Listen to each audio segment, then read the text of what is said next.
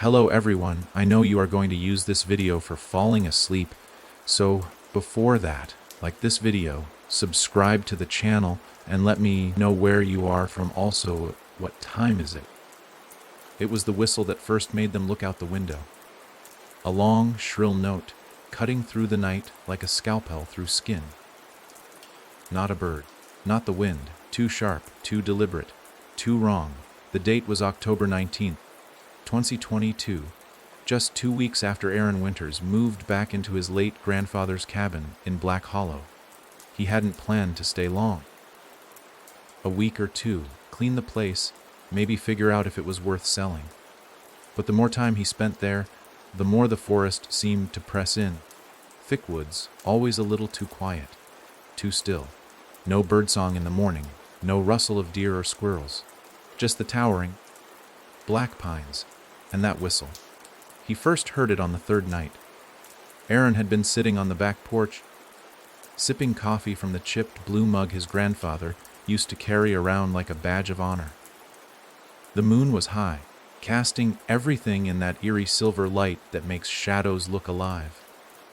The kind of light that makes your instincts whisper, "Go inside." He didn't. The whistle came again, one note, long, high, clear. Aaron blinked, looked toward the trees. Nothing. Just the endless dark of the woods. He called out, "Hello." Silence. Then a second whistle. Lower this time, as if answering. He stood up, suddenly chilled. There was something about it that made his stomach knot. He couldn't explain it, not even to himself. It wasn't fear. Not exactly. It was recognition. Like hearing a song you used to know but couldn't place. He slept with the porch light on that night. The next morning, he told himself it was probably a hunter or some local playing a prank. The people in Black Hollow always had a twisted sense of humor. At least, that's what his grandfather used to say before he disappeared. That's the part Aaron hadn't told anyone. Not his girlfriend Clara. Not his therapist. Not even himself, if he was being honest. The family had always said Grandpa Joe had a stroke while hiking, that he wandered off and never made it back. But Aaron knew that wasn't true, because Joe Winters left behind a journal. It was the smell that made Aaron open it. He'd found the leather, bound book stuffed behind a loose floorboard in the bedroom closet. The scent of mildew and old paper hit him like a wave, the kind of scent you remember from church basements and forgotten libraries. Inside, the pages were filled with strange notes, drawings, symbols that looked like a child had scribbled them in the dark. But one thing stood out, a phrase, written over and over in shaky cursive: "Don't whistle back." Aaron laughed when he first read it, nervous, bitter laughter. Like he already knew that laughter wouldn't last long. He stopped laughing when he found the map. Drawn in red ink, shaky and uneven. A crude outline of the cabin, the back porch, and beyond that, the woods. A trail led deeper into the trees. At the end, a single word: buried. He stared at it for a long time, then closed the journal and shoved it under his bed. By nightfall, the whistling returned. This time, it was closer. Aaron didn't go outside. He stood in the living room, every light on, watching the trees through the window. No wind. No movement. Just that whistle, rising and falling like some obscene lullaby.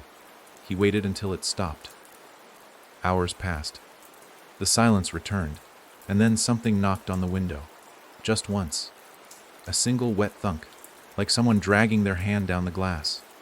But no one was there. The next morning, Aaron went into town.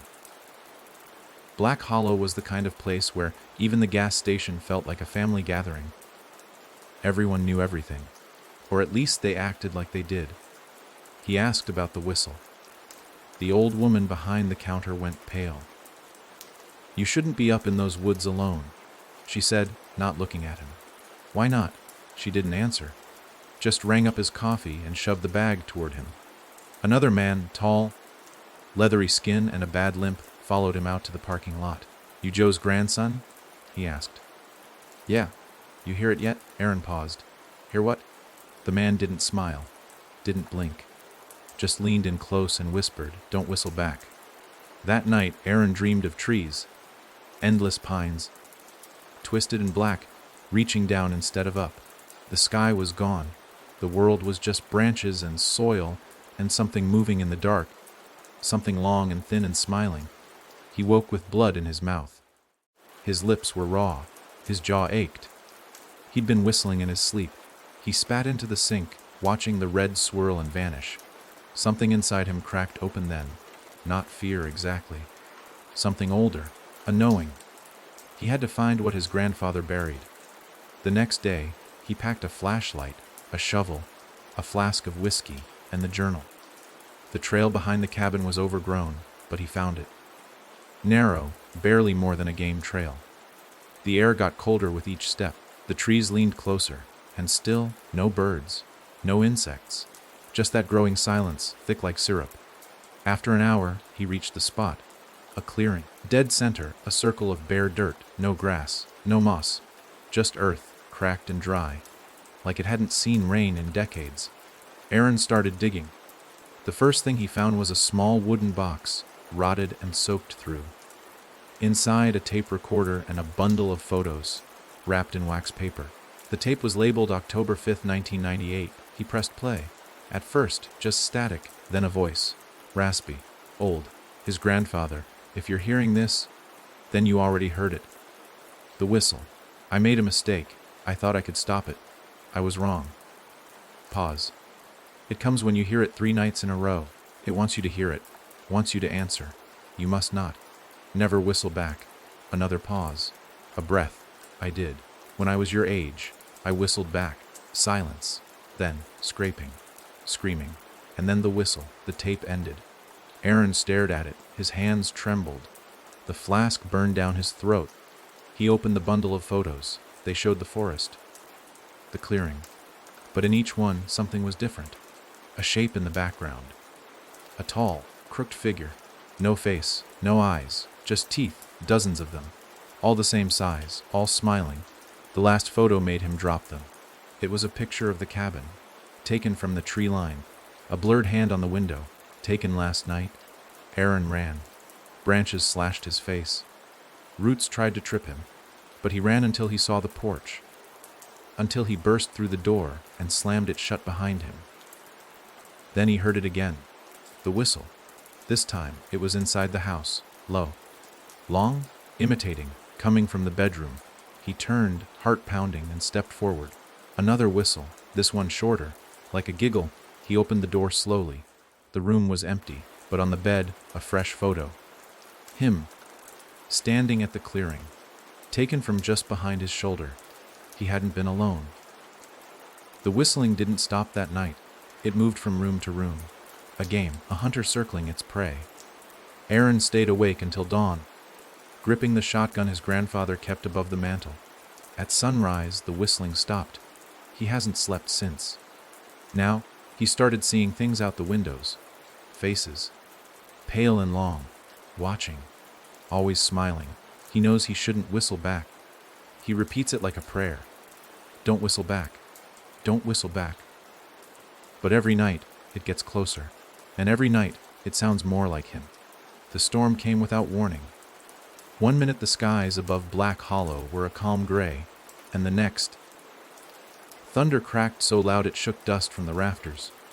Rain fell in sheets, turning the dirt roads to rivers, hammering the roof of the cabin in violent pulses.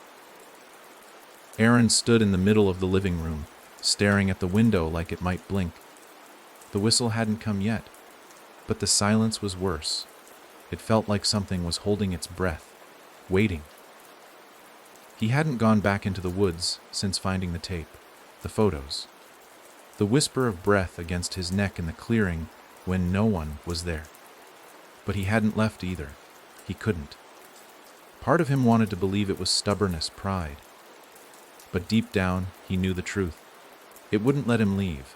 3 times now he'd packed the truck and driven toward town, only for the road to vanish in fog. Not just covered. Gone. Like the world folded itself over. Like the cabin was the only place left. He tried GPS. No signal. Tried the radio. Static. Tried calling Clara. Straight to voicemail. That was 3 days ago. Now he just waits. He hears things at night, besides the whistling. Footsteps on the porch. Slow. Deliberate. Sometimes a voice, soft and wet, whispering just behind his ear. Always the same phrase, "Where's your smile?" He stopped looking in the mirror after the second time he saw someone else staring back. Tonight, the lights flicker. They've done that every night since he brought the tape inside. He should have left it in the dirt. Should have burned the photos. But something about them calls to him. He's looked through them so many times he's memorized the angles. The sequence. The growing figure in the background stepping closer with every frame. That figure, too tall, limbs too long, no eyes. Just teeth, perfect white teeth. Rows of them, stretching far beyond where a mouth should end, and that smile, constant.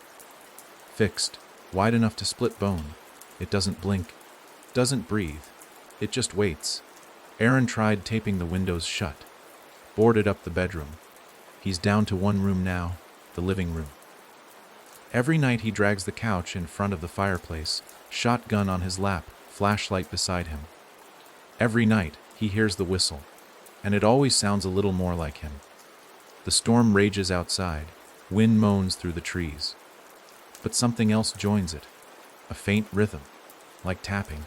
He leans toward the sound. Tap, tap, tap, like fingers drumming against glass. He swallows hard, lifts the flashlight, and walks slowly to the nearest window. There's nothing outside, just darkness, wind. But the tapping doesn't stop. It shifts, moves to the back door, then to the hallway, then to the ceiling. He looks up. Tap, tap, tap. Overhead, in the attic. The door creaks as he pulls it open. Dust spills down like ash. The ladder groans under his weight as he climbs. Each step is slower than the last. The flashlight flickers. He shakes it. It dies, comes back, dies again. The attic smells like rot, not just mold, but sweet rot, like fruit left too long, or meat. He waves the light around. Boxes, old furniture, cobwebs as thick as curtains. But then, movement. The beam catches a figure in the corner. Aaron's breath stops. His heart stutters. It's a man, sort of. Tall, too tall. Bent backward, limbs askew, like a puppet with the strings cut. But it's smiling. Lips peeled back, teeth gleaming in the dark.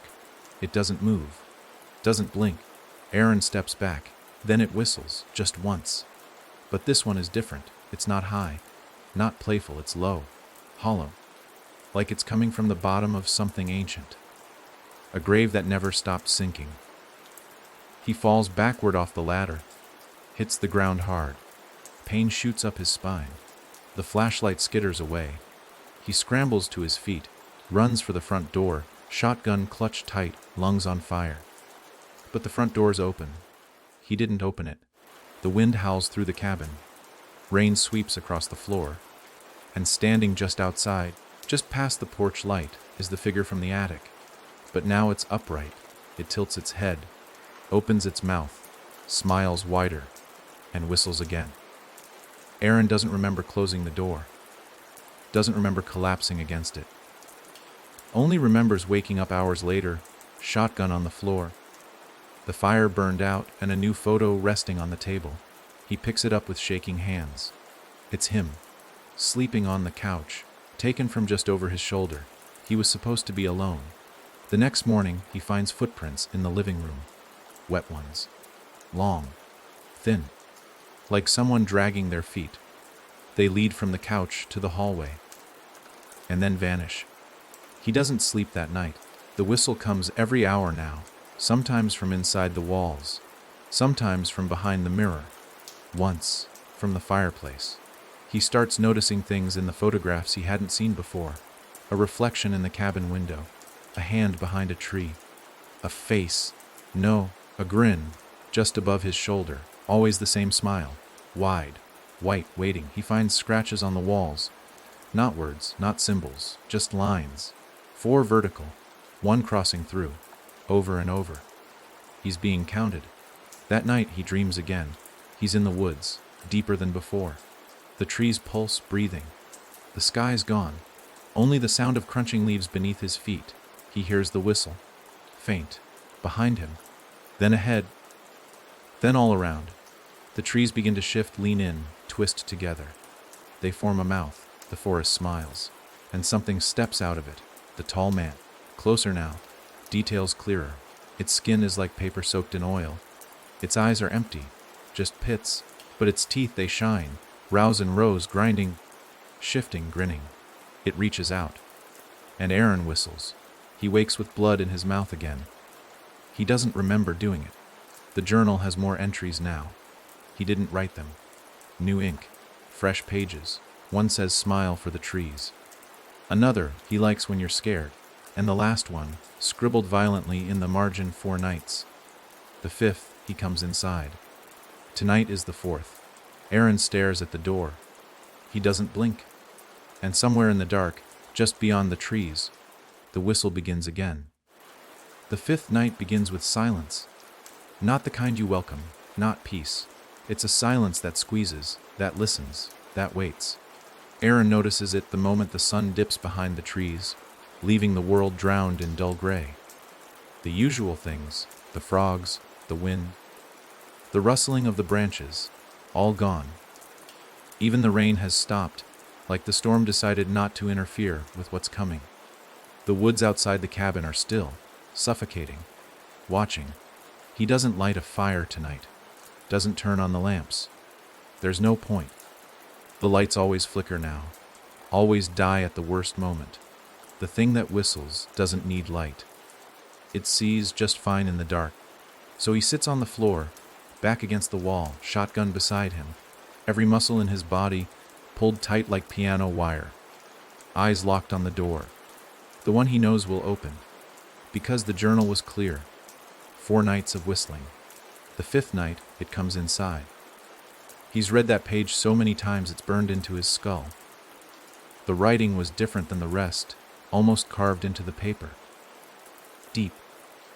Desperate. Like someone trying to claw their way out. The ink smeared, mixed with something darker. Something that might have been blood. Aaron hasn't eaten since yesterday. He doesn't feel hungry, just wired, buzzing. Like his brain is cranked to full volume, and the rest of his body is just trying to keep up. Every hour or so, he checks the windows. Not because he thinks it'll help, but because not looking feels worse. And it's always the same darkness. Trees. A shape sometimes. Not moving. Just there. Around 11:00 p.m. it starts. The first whistle is low, longer than usual, and it's in the walls. He doesn't move, doesn't breathe, just listens. Then another whistle, this time from upstairs. He tightens his grip on the shotgun. 3rd whistle, just behind him. He spins around. Nothing. No movement. No figure. Just the room silent again. He presses his back to the wall harder, every nerve in his body screaming. The walls groan. The air gets colder. A slow chill spreads across the room like spilled ink. Then he hears it, the door latch, clicking. Once. Twice. It's unlocking itself. Aaron scrambles to his feet, aims the shotgun, heart thundering. He wants to yell, to scream, to do something. But the door swings open before he can move. No wind, no blast of cold air, just darkness.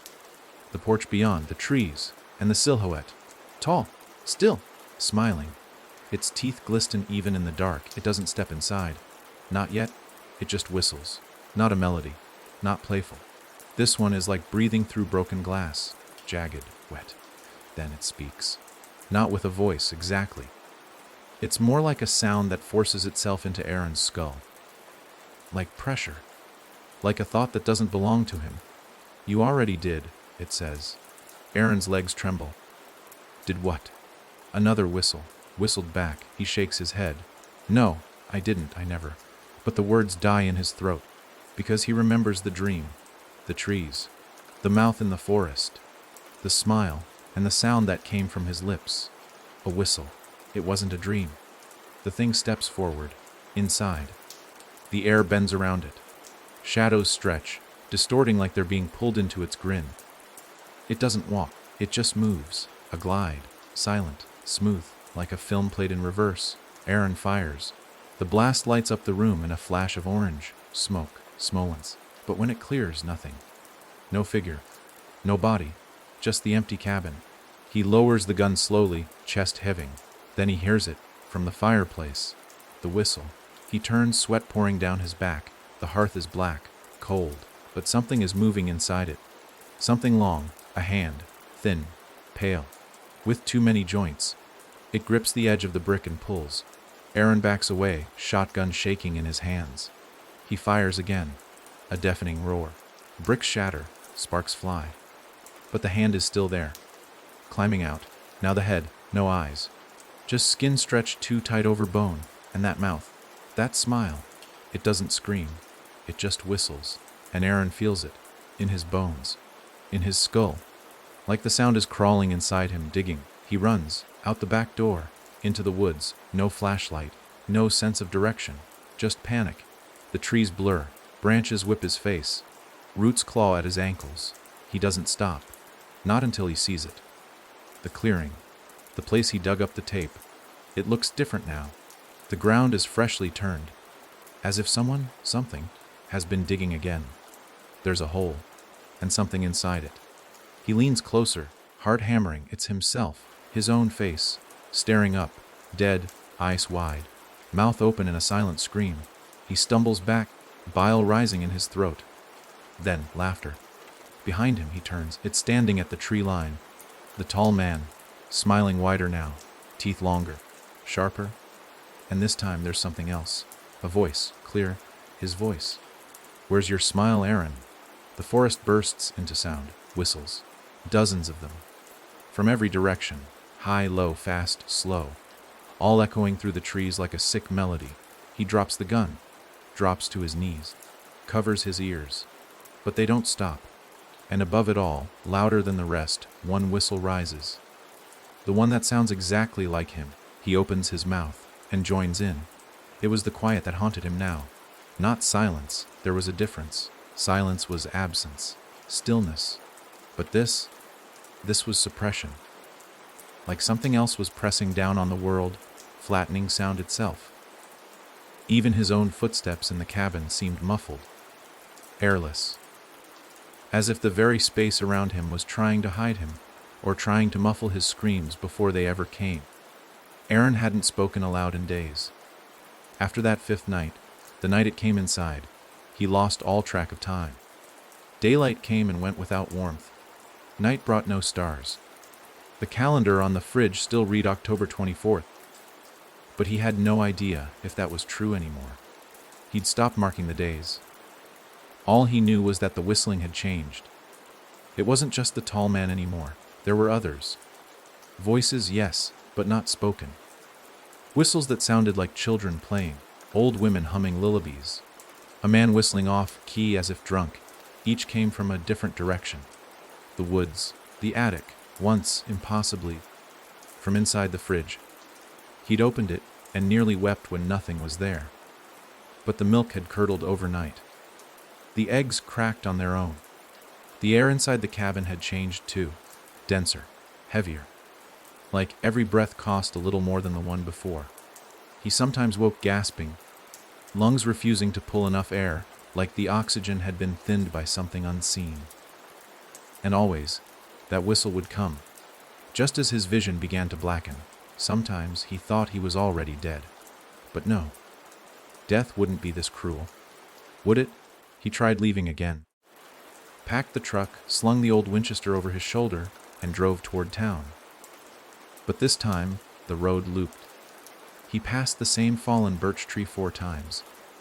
The same rusted mailbox with the name D. Croft on the side.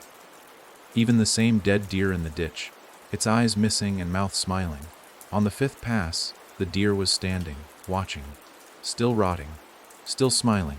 He turned back. The cabin was waiting. And the windows had changed. It started with the smudges, fingerprints, not his. Long, thin marks, smeared across the glass like someone, or something, had been leaning against them. Watching, waiting. He tried scrubbing them off. They returned, each night new ones higher, wider, as if whatever made them was growing. Then came the fogging, not from inside, no, from outside.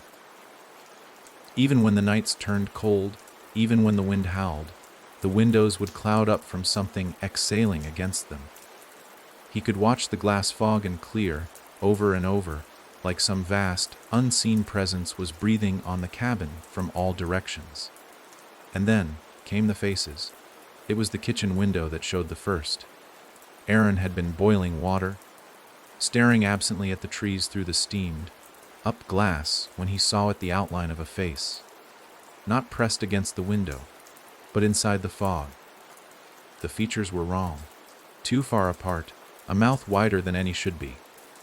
Lips curled back in a grin that nearly split the chin, and the eyes, just pits, deep and endless. When he blinked, it was gone. He didn't tell himself he imagined it. Not anymore. That night, he boarded the windows. Every one of them. Hammered wood across the glass like a man preparing for a flood. But the boards warped overnight, curled like they'd been soaked from the inside, and in the morning, every nail was on the floor. Clean, untouched. Like something had carefully, politely undone his work. The faces returned the next night. This time too. And they were closer. He began sleeping during the day, if he could sleep at all. Nights were too loud, too full of whispers behind the walls. Laughter from under the floorboards. Once he swore he heard a baby crying in the ceiling. But it wasn't human. He knew that instinctively. It cried with a rhythm too perfect, too steady, mechanical, like something mimicking emotion but not understanding it. He found another photo on the mantel. It hadn't been there before. This one was different, an old black and white, the edges curled, the ink faded. It showed the cabin, as it looked now, but standing in front of it were 5 people, faces blurred, except one, the tall man, same grin, same hollow sockets, same impossible teeth. Aaron flipped it over. In smudged pencil, don't forget, he was always here. He didn't sleep that day. On what he guessed was the 9th night, the whistling stopped. That should have been relief. It wasn't. It was worse. The silence that replaced it was total, utter. Like something strangled the world. Not even the creak of the old wood floor under his feet. No wind, no breath. Just nothing. And then, the knock. Not frantic, not aggressive, just a gentle, deliberate tap, tap, tap on the front door. He stared at it for what felt like an hour. It knocked again, 3 taps. Each exactly the same length apart, like it was timed. He stepped closer. The shotgun felt like a toy in his hands. Another knock. Then a voice. Mr. Winters, female, soft, familiar. Clara. He froze. That couldn't be possible. She didn't even know where the cabin was. He'd never sent the coordinates. She hated the woods. Aaron, she called again, more urgent now. Please. I've been looking for you. Let me in. It sounded just like her. He almost believed it. Almost. Until he noticed the shadow under the door. It wasn't human. No feet. No legs, just long, thin strips of shadow. Like someone had laid a tangle of rope across the threshold. Please, the voice begged. It's cold out here. I'm scared. He didn't move. He whispered, you're not her. The voice went silent, and then it began to laugh, low, wet, gurgling. The shadow slid away. That was the last time he answered a knock. More photographs appeared each day. He never heard them arrive. Just found them placed carefully on furniture shelves, tucked into books. They began to show things he didn't remember doing. Him standing in the woods, barefoot, arms at his sides. Him sleeping outside on the porch, mouth open. Him standing at the edge of the lake, staring at the water. Each time, the same angle. Like someone was standing inches behind him, watching. The last one showed him at the kitchen sink, and behind him, in the reflection of the window, 6 smiling faces. He hadn't looked into a mirror since. The dreams got worse. He stopped calling them nightmares. They weren't dreams anymore. They were messages, screams from the other side. A version of himself, rotted, sunken-eyed, bleeding from the mouth, whispered in his sleep. Smile, it said, over and over. Until his mouth ached when he woke. He checked the mirror once. His lips had split from smiling in his sleep, cracked open, and his teeth looked longer. He tried calling for help again. One last time, no signal. But the phone rang anyway. No ID. Just the word smell, he answered, no voice. Just a whistle, his own, perfectly mimicked. He threw the phone into the fire. It screamed, "Hi!" Piercing, like a person burning. He didn't look back. That night, the faces multiplied. He counted 17 at the windows, all grinning. Some were children, some were old, some were copies of him. Every window, every face smiling, every face watching. He turned every light off, sat in the middle of the living room, surrounded by mirrors. His last attempt. He placed them facing outward, like shields. He'd read somewhere that reflections could trap things, he hoped. But the mirrors changed. They didn't reflect the cabin anymore. They reflected him, in a different room. A dark one. Wet floors. Roots hanging from the ceiling. Walls pulsing like flesh. And behind him, movement. Not one, not two, dozens. And every one of them smiling. He smashed the mirrors, not out of fear. Out of jealousy. Because part of him was starting to think, maybe they weren't trapped. Maybe he was. The last photo he found was under his pillow. It was of the cabin again, this time from above, and in the center of the clearing a figure stood, arms wide. Grinning, it was him, but his mouth was missing. Just smooth skin where the mouth should be, no whistle, no scream, just smile. And underneath, in the same old cursive, "You're almost ready." Aaron dropped the photo. Walked to the front door. He didn't open it. Not yet, but he put his hand on the knob and smiled. He woke up on the floor with dirt in his mouth. Real dirt, gritty, cold, and bitter. When he sat up, coughing and spitting, it poured from his lips in clumps, as if he'd been eating it. It coated his tongue. Got stuck under his fingernails. His jaw ached, like he'd been chewing in his sleep. Something sharp pricked his gums. He reached into his mouth and pulled out a small rock. A pebble. He stared at it in his palm for a long time. That's when he noticed the walls weren't right. The wallpaper, his grandfather's old green and cream pinstripe, was gone. The framed picture of the deer, the one that had hung crooked since he was a child, was gone too. Replaced with nothing, just raw wood. Damp. Splintered. Breathing. He stood slowly. The shotgun wasn't beside him. Neither was the couch. The fireplace was taller now. Wider. Its mouth yawned up to the ceiling like a gaping throat. Something inside it pulsed, just out of sight. The cabin smelled different. Damp earth and iron, like a hole dug too deep. He staggered toward the kitchen, hands brushing the wall for balance. His legs were weak, shaky. His skin itched, but not like a rash, deeper. Like something was under it. But the kitchen wasn't there. Not the real one. He stepped through the threshold and found a hallway instead. Narrow. Unlit.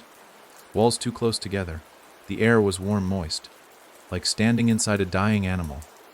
The light flickered behind him, and when he turned, the living room was gone. Only more hallway. It stretched endlessly forward. The walls shifted when he blinked. Closer, then farther.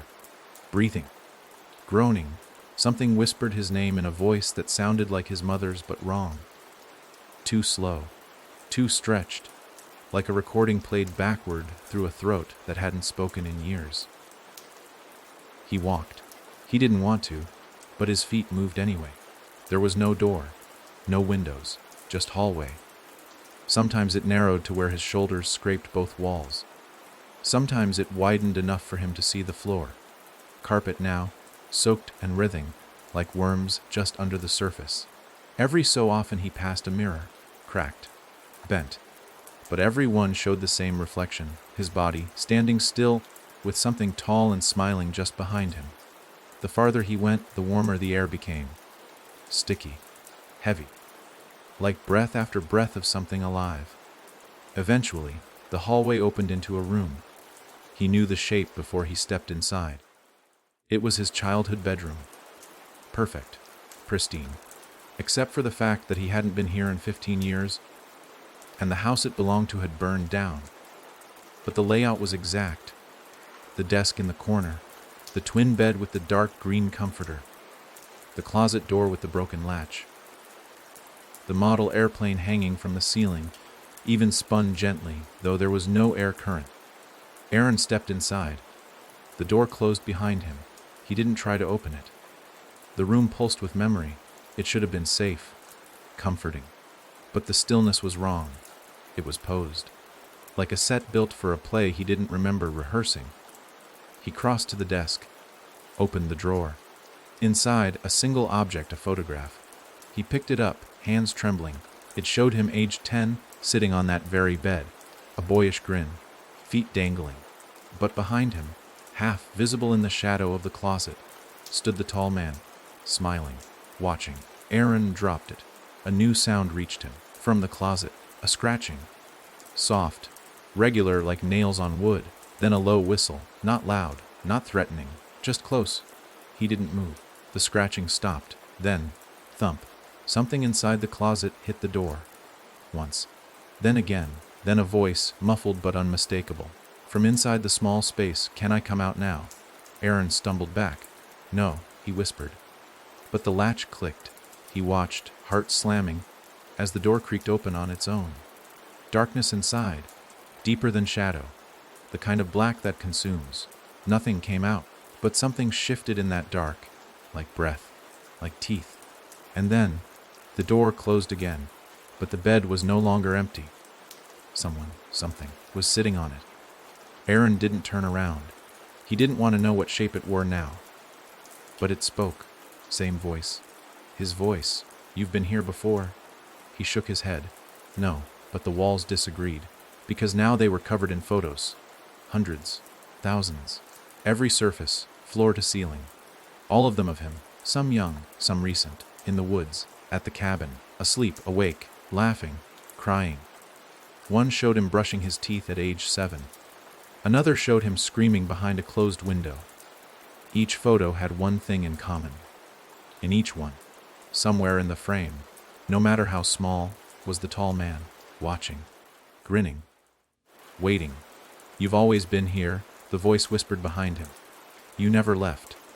Aaron turned. The thing on the bed was him, or almost, skin gray waxy, eyes gone, teeth sharpened into points. But the smile, that was perfect. And as he watched, it grew. The jaw unhinged, bone cracked, mouth stretching wider, until the face was nothing but teeth. It lunged. Aaron screamed. He woke up on the floor of the real cabin, or what was left of it. The roof sagged. The walls were stained. Mold blossomed across every surface. The fireplace had collapsed.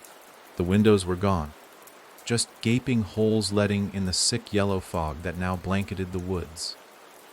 But it was the calendar that broke him. The one he hadn't touched since October 19th. It now read December. 2 months had passed. He checked his phone. Battery dead. He found his journal, filled with pages he didn't remember writing. Most of them were drawings. Figures. Smiling. Some had his face. He flipped to the last page. Just a single line. "The room is always there." Underneath it, a crude drawing. A floor plan of the cabin. Except, it had an extra room. One that didn't exist. On the northeast corner. Right where the crawlspace had always been. He dropped the journal. And as if summoned, a new sound rose from beneath the floor. Scratching. Slow. Rhythmic. Then, a knock from under the boards. Aaron didn't scream. He just smiled. Aaron didn't remember standing up. 1 second he was sitting on the living room floor, with the journal open on his lap. Eyes glued to the hand, drawn floor plan that showed a room that shouldn't be there. The next, he was standing in the hall outside the crawlspace door, staring at it like it had called him by name. It looked like it always had. A warped wooden square flush with the floor, right at the end of the hallway. No hinges, no knob.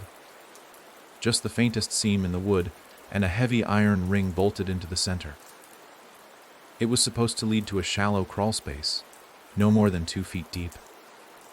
Aaron remembered climbing down there when he was a kid, digging in the dirt with his fingers and finding old nails, a broken mason jar, and once, a marble that didn't reflect light the right way. But now the air around it felt wrong, thicker. Every breath tasted like rust and wet leaves. The house was quiet, deathly quiet.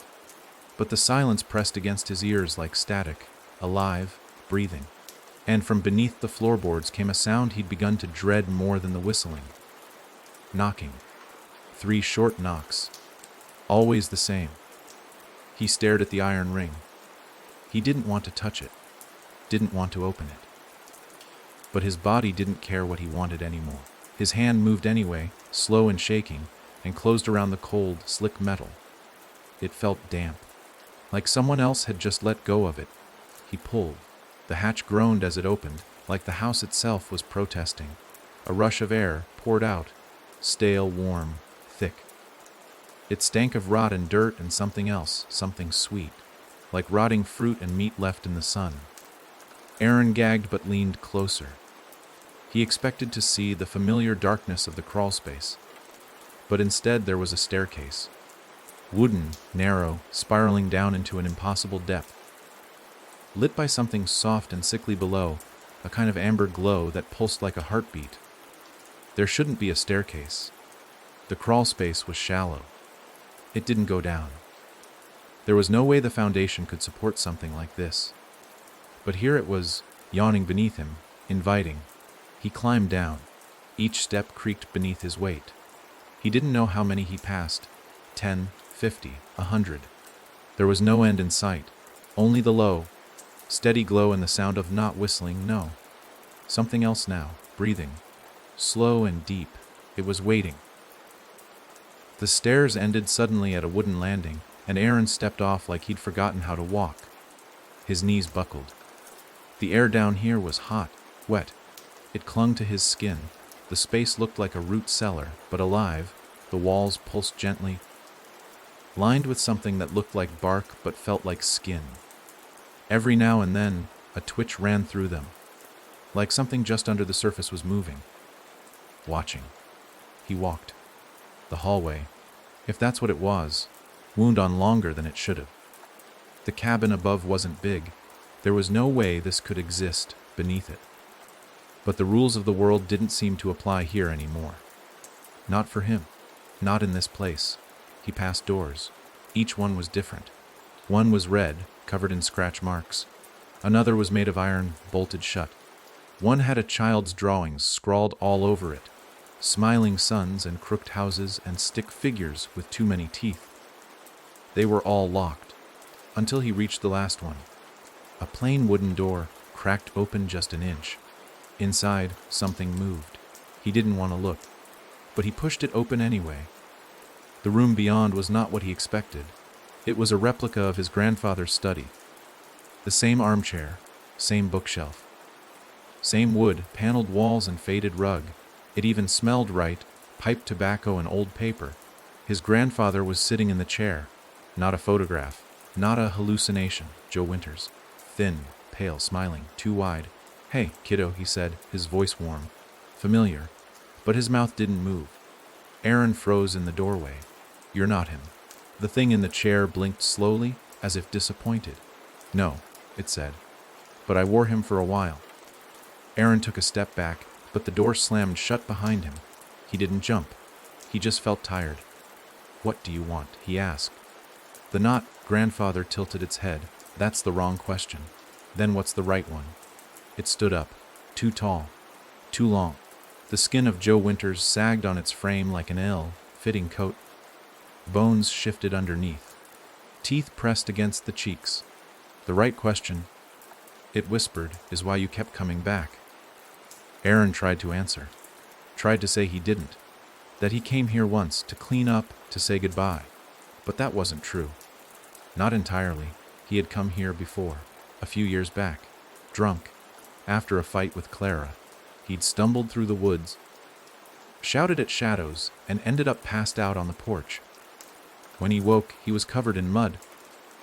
There'd been scratch marks on the cabin door. He blamed animals, told no one. And before that, there was a summer when he was 17. He'd brought a girl up here, Emily. They'd slept in the attic. She left early the next morning. Said she had bad dreams. That he talked in his sleep. That he whistled. And even earlier, a memory bubbled up younger, maybe 9 or 10, hiding in the closet during a storm, whimpering, plugging his ears. And something had whispered to him through the wood. Smile for the trees. He'd forgotten that. Or blocked it out. The figure stepped closer now, and the mask of his grandfather's face began to peel. The skin sloughed off like wet paper, falling in strips. What remained underneath was not a person, not even close. It was tall, gray, humanoid in the loosest sense. No eyes, no ears, just a mouth, wide, stretching from ear to ear and beyond, filled with teeth the color of old bone. And when it spoke, Aaron felt it in his bones. "You've always been mine," Aaron screamed. Not in fear, but recognition. He fell to his knees. The ground beneath him shifted, soft like a lung, and the floor opened. He dropped through, falling into darkness. He woke on the kitchen floor. Morning sunlight filtered through the broken windows. Real light.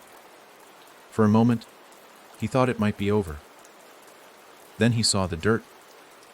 A perfect trail of muddy footprints, leading from the crawlspace hatch to where he lay, and more than one set of prints. Too many. The journal was open beside him. New page. Just one sentence, written in his own hand. "I let him out." The sunlight didn't last. By the time Aaron dragged himself upright, the light had faded to a sickly gray.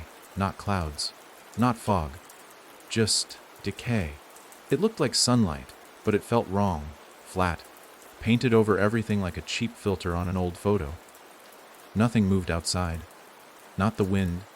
Not the trees. Not even the air. The world was holding its breath again. The footprints hadn't gone away. They were still there. Too many. Leading away from the crawlspace and branching through the cabin like roots. All the same length.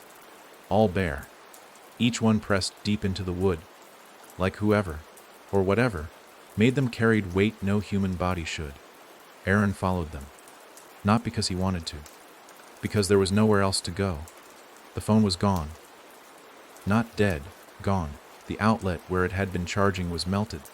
Blackened like something had bitten into it. The car keys had vanished. His truck still sat outside, sure, but it no longer started.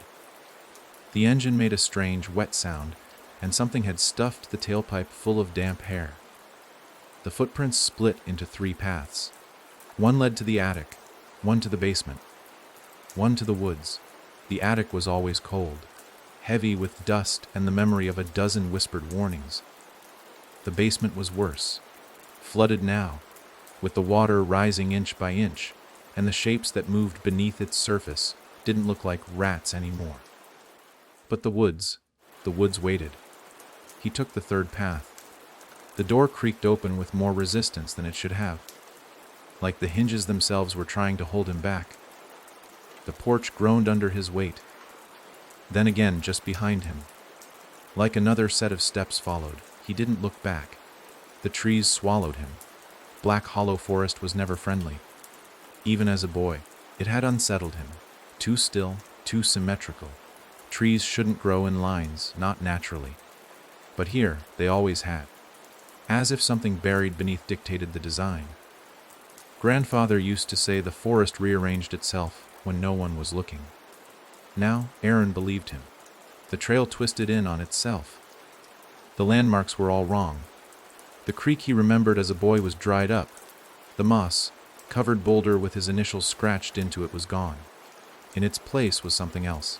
A totem, roughly carved, human, shaped, tied together from branches and old bones. A deer skull perched on its top like a crown, eye sockets stuffed with black moss. It reeked of copper and soil. At its base, fresh footprints. Aaron stared at them. They matched his size exactly. He looked around. The woods were silent. Then, he heard it. Not a whistle. A giggle, high, childlike. It came from the trees ahead. He moved without thinking, stepping over roots and under hanging limbs, following the sound as it echoed and darted through the forest like a lure. The deeper he went, the darker it got. Sunlight gave way to shadow, and eventually, even the branches overhead looked like hands, bent, gnarled, pointing. The giggle returned. Then another, and another, different voices, all laughing the same way, repeating the same word over and over. Aaron, Aaron, Aaron. He froze when he saw the clearing. It was identical to the one where he'd dug up the tape, but now it was filled with people. Dozens of them, standing perfectly still, grinning. Some wore the faces of strangers. Others were familiar. Emily, the girl he brought here at 17. Derek, the park ranger who went missing last summer. A woman with his mother's face, eyes vacant, smile wide. And at the center, himself, or something wearing his face. It stood a little too tall, its eyes just a shade too large. Its grin was unbroken, unnatural, cheeks stretched almost to the ears. The skin was cracked at the corners, split like fabric pulled too tight. Its arms hung loose, like the bones inside didn't quite understand their purpose. They all turned at once. Every smiling head, every empty stare, all fixed on him. Aaron couldn't move. Then the one wearing his face stepped forward. "Welcome back," it said in his voice, only slightly off, like a recording played at the wrong speed. "You let us in. Don't you remember?" Aaron took a step back. The circle closed slightly. He shook his head. "No, I didn't mean." "You smiled," it said. "I didn't. You whistled."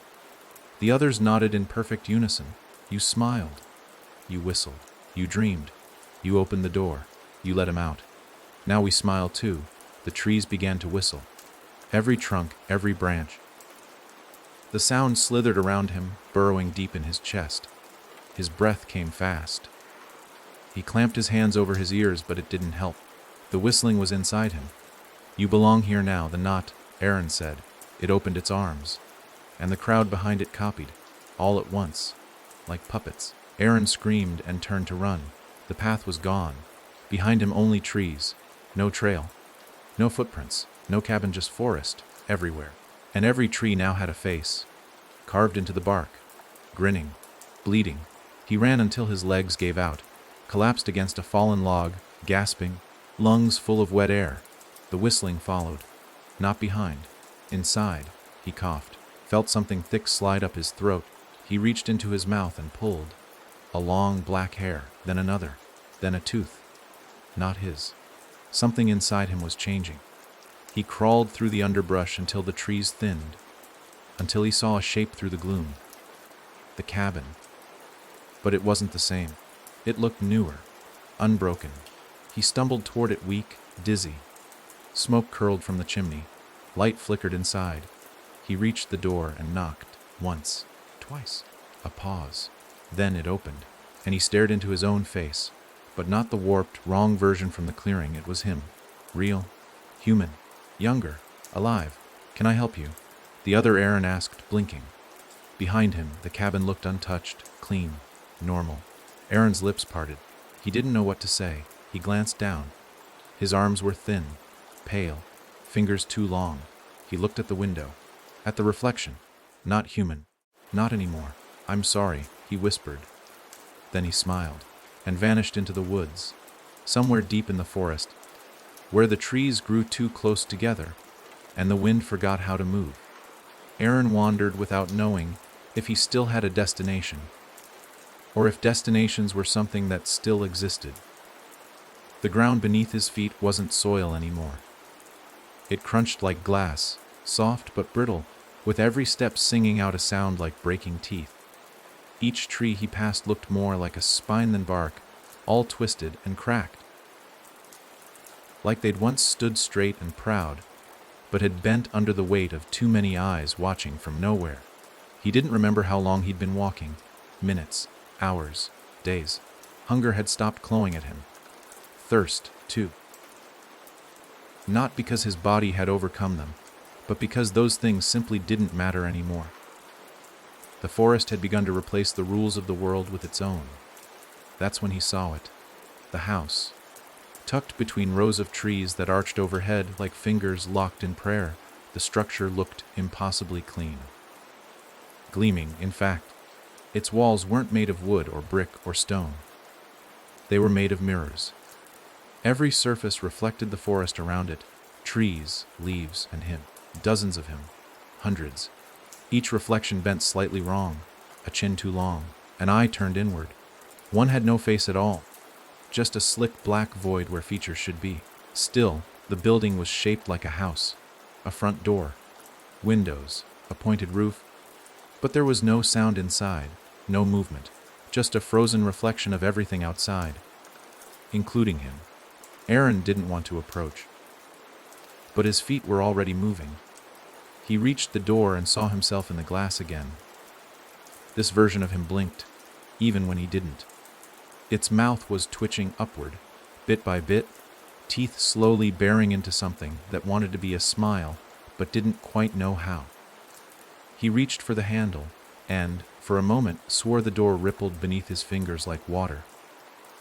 Then the surface hardened, turned cool, and opened with a soft click. Inside, the house was wrong. The moment he stepped over the threshold, the walls closed behind him, soundlessly, sealing him in like a lung inhaling its final breath. The house was filled with mirrors, not decorative, not hung, built. The floor beneath him was a sheet of reflection. So were the walls, the ceiling, everything. He stood in a room that showed no furniture, no fixtures, only endless errands looking back. Some of them smiled. Some didn't. One stood completely still, unmoving even as he tilted his head to the side. Another mimicked him a moment too late, lagging like a skipped frame on a broken film reel. One version was covered in blood. Another was naked and crying. One stood with its mouth wide open in a silent scream, too wide for any real jaw. He turned in a circle. Every reflection remained. None turned with him. Then he heard it, the whistle. But not just one. Hundreds, thin, winding whistles that poured from the glass like breath fogging up a cold pane. The sound was familiar, but distorted. One of the reflections began to move. Then another. They were walking toward him slowly, all of them, stepping forward with identical gaits. All but the real Aaron. He was frozen, his own body refusing to move. The one closest to him stopped just inches from the other side of the mirror. It grinned. Its eyes were gone. Not gouged out, just never there to begin with. Smooth skin where the sockets should have been. But its mouth made up for what it lacked. Pulled wide, tongue slick and too long, teeth spiraling back into the throat. It raised one hand. So did the others. They pressed their palms to the glass, then started tapping. Soft, rhythmic. Tap, tap, tap. Aaron tried to step back, but the floor had changed.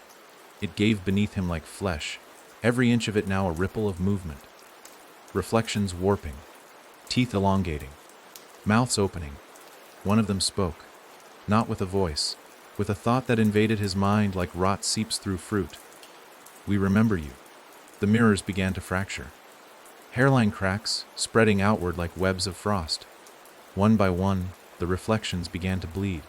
Black rivulets ran from their eyes, noses, mouths, except Aaron's. His reflection remained intact, still, silent. The others were falling apart, and the room was collapsing. Glass shattered all around, yet nothing cut him. Instead, the shards floated in midair, spinning like knives. They whispered his name, his secrets, his memories. He heard the voice of Clara, of his grandfather, of himself as a boy, begging the dark not to take him. He fell to his knees. The shards circled closer, then merged, and the room reshaped itself. No longer mirrors. Now wood. Rough blackened timber lined the walls. A single lamp burned in the center of the room. Dim, yellow, flickering like a dying star. And in the chair across from him sat himself.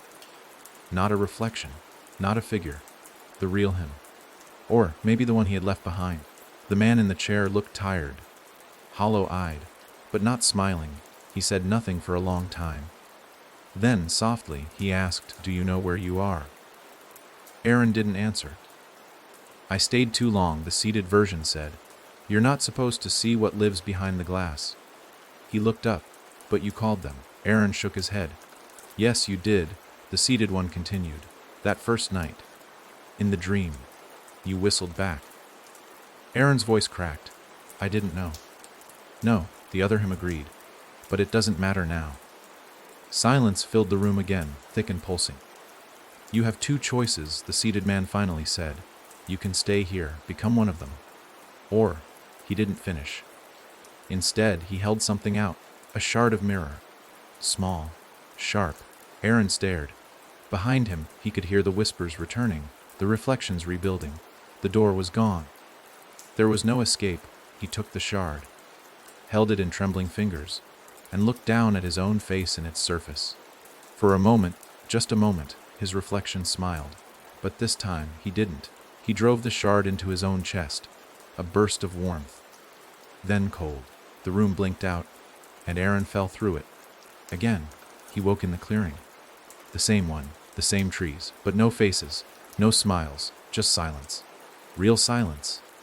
He was alone. The cabin loomed in the distance, burned now, its roof collapsed, smoke still curling from blackened timber. The woods were quiet. Still he stood, barely able to move. His chest throbbed. There was no wound, but in his hand he still held the shard. He dropped it. It didn't hit the ground. It vanished before it touched the soil. He turned toward the forest. Somewhere, far off, a single whistle drifted through the trees. But it was faint, and for the first time, in a long, long time, Aaron didn't smile. Aaron left the clearing with his head low, body aching, and heart rattling like an engine running out of gas. His feet moved on instinct, not memory. There was no trail to follow, no map that could account for the way Black Hollow rewrote itself with every step. Behind him, the cabin was little more than ash and shadow. The forest let it die in silence. Not even the wind came to mourn.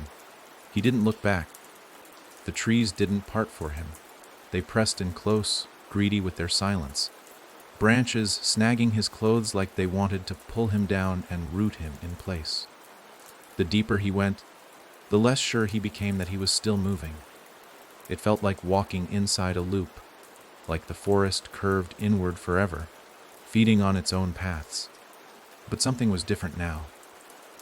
The pressure that had haunted every breath since the first whistle had lifted just slightly, as if the forest was still watching him, but no longer waiting, until he heard it. A single footstep behind him. Not a branch snapping, not an animal. A footstep, measured, careful, human. He froze, waited. Nothing. The birds were still gone. The sky, if it existed, had turned the color of raw meat, red streaked with purple veins, bruised and hanging low. He turned slowly, the weight of his bones suddenly immense. No one there, but the footprint was, pressed deep into the moss. Bare, like his own, but somehow too narrow, the toes long and bent slightly inward, like the foot had never touched proper ground before. It was fresh, still damp, still forming. Aaron staggered back, breath caught in his throat. The trees creaked with windless movement, and again, another footstep, closer this time. But no body cast it, only the indent. Something invisible was following him. The air began to buzz, subtle at first, like the hum of electricity behind a wall. It grew louder with each breath until it rang in his skull, worming behind his eyes like pressure from deep underwater. And then, he heard it. Not a whistle, not a voice, a thought that was not his. It didn't speak in words. It showed him things, memories, images. A swing set behind a school he hadn't thought about since second grade. His mother's face at the stove, humming a song that never had a name. A shadow under his bed when he was 4, and the feeling, raw, cold, and burning, that something was watching him. It had always been there. The shape, it didn't have a name. It didn't need one. Aaron could feel its presence like a sun behind clouds, not blinding, not direct, but inevitable. A pressure, a weight. It didn't walk, it didn't breathe, it didn't have eyes, yet it saw him better than anything ever had. The buzzing peaked. He stumbled forward, falling to his knees, hands clamped over his ears. The shape wasn't coming for him, it was inside him, growing. It knew things, old things, buried things. It fed on memory, on fear, on the echo of footsteps in empty rooms. Aaron tried to scream, but the forest swallowed the sound. He ran. Branches whipped his face. Roots reached from the ground. The world blurred, bent at the edges. But no matter how far he pushed, how fast he sprinted, the footfalls kept following. Always a few paces behind, always soft, always just out of sight. And then, he saw it. A house. Not the cabin, not the mirror house. Something older. Squat, stone, half sunken into the earth like it had been swallowed and spit back out. Most clung to every inch. Its roof was caved in. No windows, just hollow sockets watching him approach. The door hung ajar, wheezing in the breeze like a lung struggling to breathe. He shouldn't have entered. But he did. The inside was dark, but not completely. The walls seemed to leak light, dim and greenish like it filtered up from beneath the soil. He moved through the house slowly. Each footstep matched exactly by the one behind him. It never gained. It never fell behind. Every room was smaller than the last, until the final door. A child's bedroom. A twin bed. A dresser. A rocking horse covered in mildew. On the bed, a single object. His journal. He hadn't brought it. It shouldn't be here. He opened it anyway. The pages were blank. Every one. Until the last. One sentence scratched in something red and drying. You brought it with you. The words twisted on the page as he read them, curling like smoke, bleeding into the paper, until the ink itself pulsed. Then, another step behind him, closer now, right behind. He turned slowly, nothing, but the room was colder, and in the mirror above the dresser, dusty, cracked, he saw his reflection. Only it wasn't him. It wore his face, yes, his eyes, his mouth, but the smile wasn't human, and it was waving. He blinked. It waved again. He didn't. It was independent. It moved when he didn't. Aaron backed away, heart pounding, and the reflection stepped forward, right through the mirror. No sound. No drama. Just a smooth movement, like water flowing into the room. The shape had a body now. His, or something like it. It smiled wider. That same stretched expression he'd seen in dreams, in photographs, in others. And then, it whistled. But this time, he understood it. It wasn't a song. It was a command. He fell to his knees. His own mouth moved, against his will, and answered. A low whistle, drawn from the depth of his lungs, something ancient buried in his bones. The shape nodded, approved, and vanished, leaving him alone. Alone with a new thought burning in the back of his mind. He had become the next door. Not the next victim. The next door. And someone, soon, was going to knock. Aaron didn't sleep that night. He didn't sit down. He didn't even blink for what felt like hours. He stood in the threshold of the crumbling stone house, jaw clenched, so tight his teeth ached, staring out at a forest that no longer looked like forest at all. The trees had changed. Their bark shimmered slightly, wet and vain. Their shapes slouched forward, no longer vertical, as though leaning in to listen, or to whisper. And in the dark between trunks, there was movement, always movement. Nothing ran, nothing stumbled, everything watched. He didn't try to leave. There was no path anymore. The shape had ensured that. The moment it stepped through the mirror, through him, Aaron had felt the shift. Something inside had locked in place, some mechanism finally snapping after years of slow turning. He was part of it now. Not possessed. Not controlled. Used. Somewhere far off in the dark, a child began humming. A low, tuneless sound. The kind that looped endlessly without ever really beginning. Aaron's skin prickled. The sound was coming from inside the stone house. But he was standing in the doorway. He never moved. Still, the humming grew louder. A memory rose, sharp, acidic. His 6th birthday. The cake his mom made, the lopsided grin she drew in frosting. And behind him, for just a moment, a tall shape in the kitchen window. Not reflected, not imagined.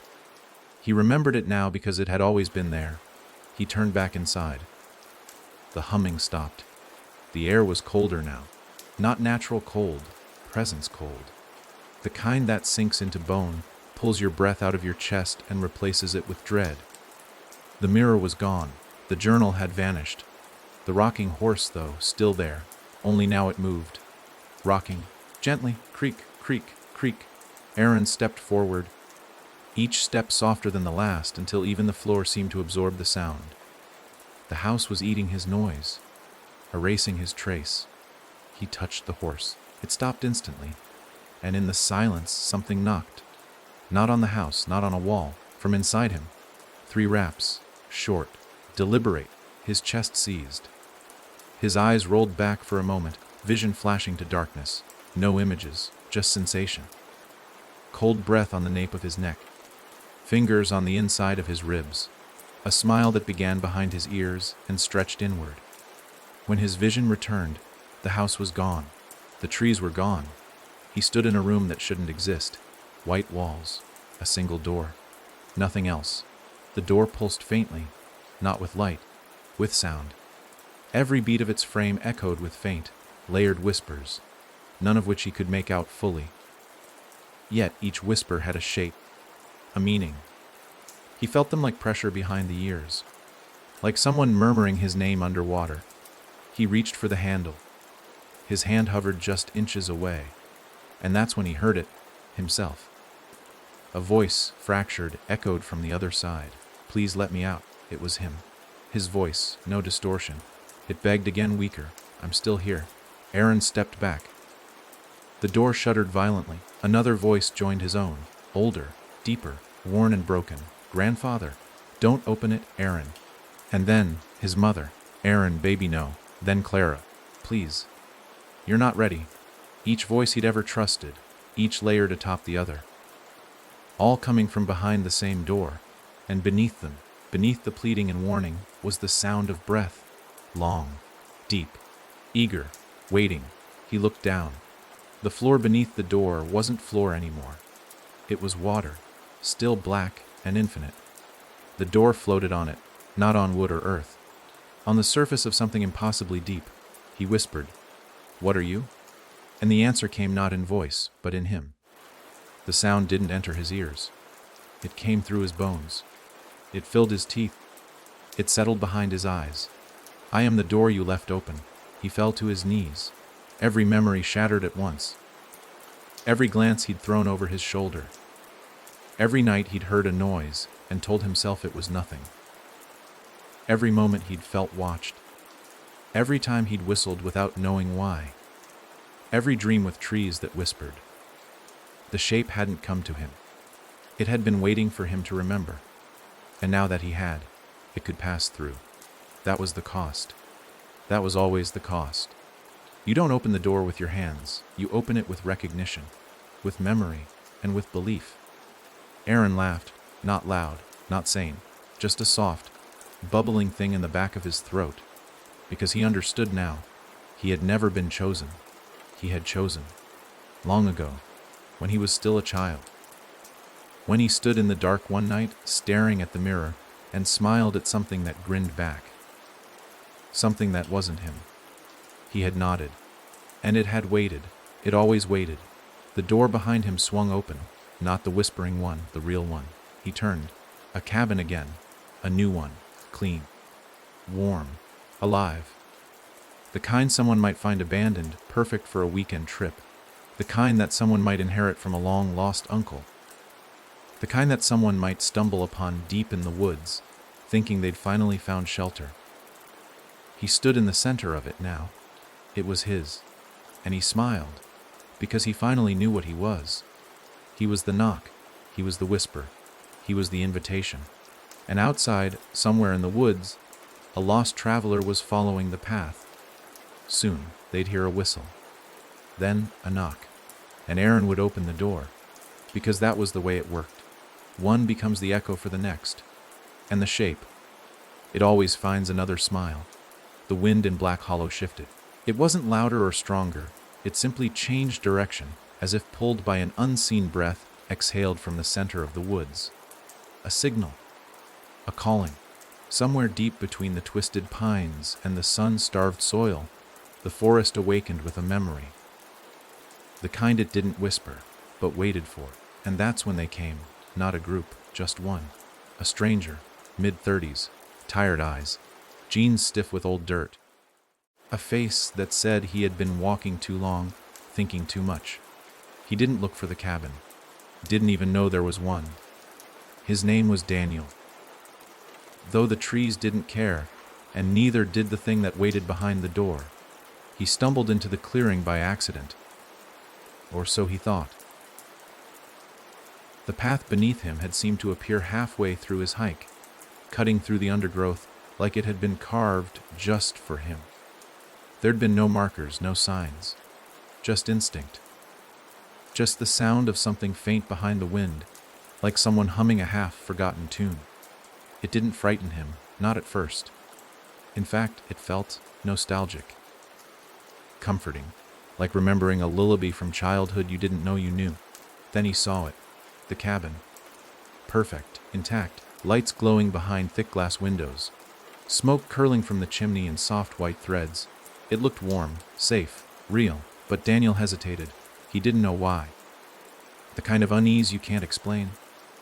Like standing at the edge of a long drop, knowing you could fall, but not understanding why your stomach drops even when you're still safe. The wind changed again. Warmer now. Like breath against the back of his neck. The front door creaked open just a few inches. That was all it took. He stepped forward, crunching leaves underfoot, boots sinking slightly into the soft, damp soil. He should have noticed then that his footsteps didn't echo, that the sound didn't travel, but he was already too close. Already invited. Inside, the house looked untouched. A fire burned gently in the hearth. The wood didn't crackle. It sighed. A kettle whistled softly on the stove, though no one stood beside it. Daniel called out, "Hello." No answer. He called again. "Anybody home?" Still nothing.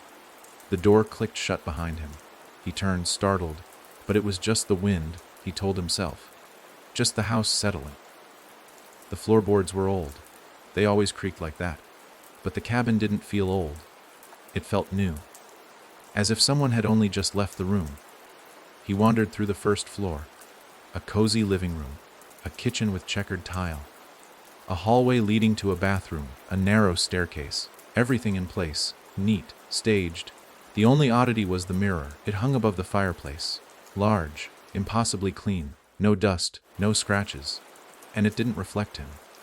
Daniel stood in front of it, waving his hand, tilting his head. Nothing. Just the room behind him. The fireplace. The couch. But no figure. No movement. And in the center of the mirror, where his face should have been, a crack. Thin. Curved. Like the beginning of a smile. He stepped back. The fire flared briefly. He told himself it was nothing. Just heat. Just a draft. He should have left then. He should have turned around, walked back into the woods, forgotten the cabin existed. But the upstairs called to him. Not aloud. Not with sound. With weight. Like gravity pulling him toward the stairs. One slow step at a time. The second floor was darker. No windows. Only a hallway lined with closed doors. 3 on the left. 2 on the right. All silent. All waiting. He reached for the first one. Hesitated. Then opened it. A bedroom, child-sized. A rocking horse in the corner, still swaying slightly. Too slightly. As if it had just stopped moving. A dresser with no handles. A bed made up too perfectly. He closed the door. Second one. Bathroom. Empty. Third. He stopped. This door was different. Old. The wood was darker. The handle colder. There was a noise behind it. Faint. Scratching. Not frantic, rhythmic. Like fingernails on wood. Tap, tap, tap. Then silence. Then again. Daniel leaned closer and heard a voice. Small. Fragile. Like a child whispering through the crack. "Please. Let me out." He pulled his hand back. The whisper came again. This time deeper, older. "Please." He didn't open it. Not yet. He turned to the other side of the hall. 4th door. Locked. 5th. Open. A study. Bookshelves. An armchair. And a man sitting in it. Back to him. Still. Unmoving. "Hello," Daniel said. The man didn't turn. "Hey, are you okay?" No answer. Daniel took a step forward. Another. The air grew thick. The firelight from downstairs didn't reach this room. The man's outline was soft. Not blurred. Incomplete. Daniel reached for his shoulder, and the man vanished. Not in a puff. Not in light. Just gone. The chair was empty. Still warm. He backed out of the room. Back to the hallway. Back to the door with the whispering voice. It was quiet now. Still. But on the wood a wet handprint had appeared. Long. Thin. Pressed at head height, as though someone inside had leaned against it. Daniel backed away, and that's when he heard it. From behind the mirror downstairs. The whistle. Low, playful, familiar. He ran. Down the stairs. To the front door. But the latch wouldn't budge. The wood stretched beneath his fingers, like muscle beneath skin. The cabin groaned. And then, the knock. From the other side of the door. 3 slow knocks. Daniel froze. It came again. But this time, it wasn't from outside. It was from behind him. He turned. The mirror smiled. And then, it opened. Not shattered, not cracked. Opened. Like a mouth. A doorway in the glass. And from it, something stepped out. Tall. Silent. Familiar. It looked like him almost. Too tall. Too pale. Mouth wider. Eyes deeper. And smiling. Always smiling. It didn't speak. It didn't have to. Because Daniel understood. He was the knock now. And the cabin was never empty. It only waited. The cabin never stayed the same once the door opened. Not truly. When Daniel stepped backward from the mirror, trying to retreat from the thing wearing his face, he stumbled over a step that hadn't been there before. Just a single stair, barely a few inches high. But when he looked again, he realized there were more. A staircase spiraling down, slick with moisture, vanishing into a place the blueprints of the house never included. The cabin had made a new room. It always made a new room. That was its gift. Or maybe its curse. It created exactly what was needed for the next part to happen. The reflection, tall, smiling, and human-shaped only in cruelty, stood still, its grin never faltering. The longer Daniel looked at it, the more detail bled into focus. The skin wasn't skin. It was stretched canvas, stained and rippling gently, like there were things crawling just beneath it. The eyes weren't set into the skull. They floated, just behind a paper, thin film, drifting slightly with every movement. Like watching jellyfish through fogged glass, it raised its hand. So did Daniel. Only he hadn't meant to. It was already copying him. Or he was copying it. The whistle started again. But now it wasn't just one. The sound layered, echoed. Some were high and sweet like lullabies. Others were wet, slow, like someone breathing through blood. They all came from different directions. And they came from the stairs. The ones Daniel hadn't noticed growing out of the floor. Now they led deep into the earth, twisting as they went, spiraling with a kind of architectural hunger, like the house wanted you to go down. The reflection didn't follow him. It didn't need to. It pointed, and Daniel's legs obeyed. Each step down was darker than the last. The walls were close. Not stone, not wood, something else. Something that shuddered when he brushed it. Sometimes it was warm, sometimes cold. Once, it felt like fur.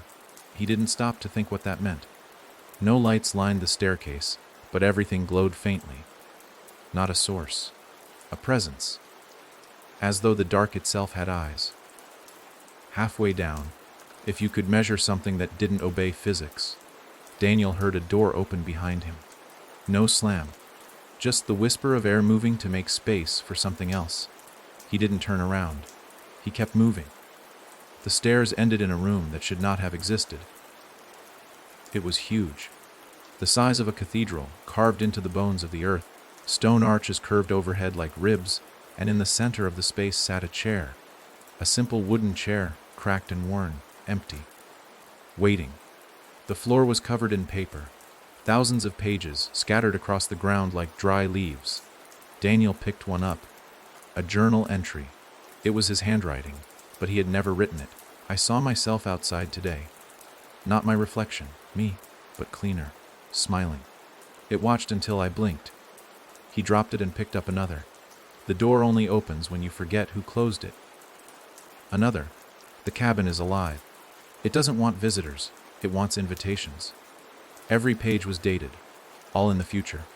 He flipped one over. Today's date. He found the chair. It's his now. The moment he read it, the chair creaked. He hadn't touched it, but it moved, shifted slightly, as if something unseen had sat down.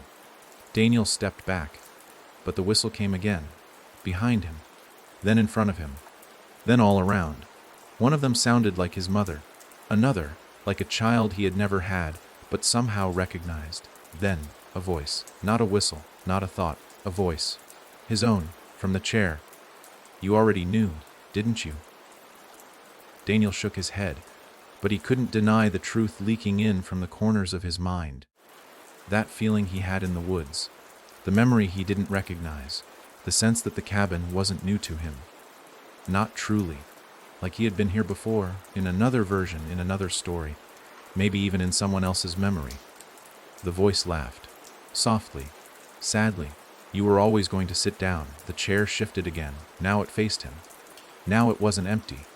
He saw himself, tired, gray-skinned, but smiling, and still, as if he'd been waiting for Daniel to catch up.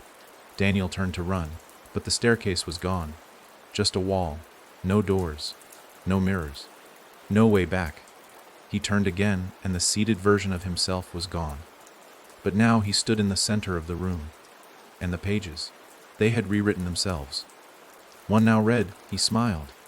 Another, he answered the knock. And one, in red ink, fresh and still drying, he grew the room. Daniel blinked, and heard the knock. Not at a door, but inside him, 3 raps. Then stillness. The room changed again. Walls pulled in closer, ceiling lowered. Now a hallway, narrow, twisting. The pages were gone. Only the sound of breathing remained. Not his. Not anymore. Because Daniel had become a room. And someone somewhere was walking through him now.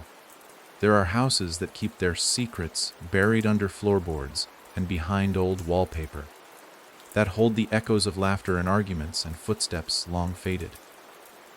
Then there are houses like this one. Houses that don't just remember. They live in the remembering. They breathe it. They shape it into hallways and thresholds and rooms that no architect ever planned. Rooms that grow from memory like tumors under the skin of a dying thing. And now Daniel was one of those rooms. Not trapped. Transformed.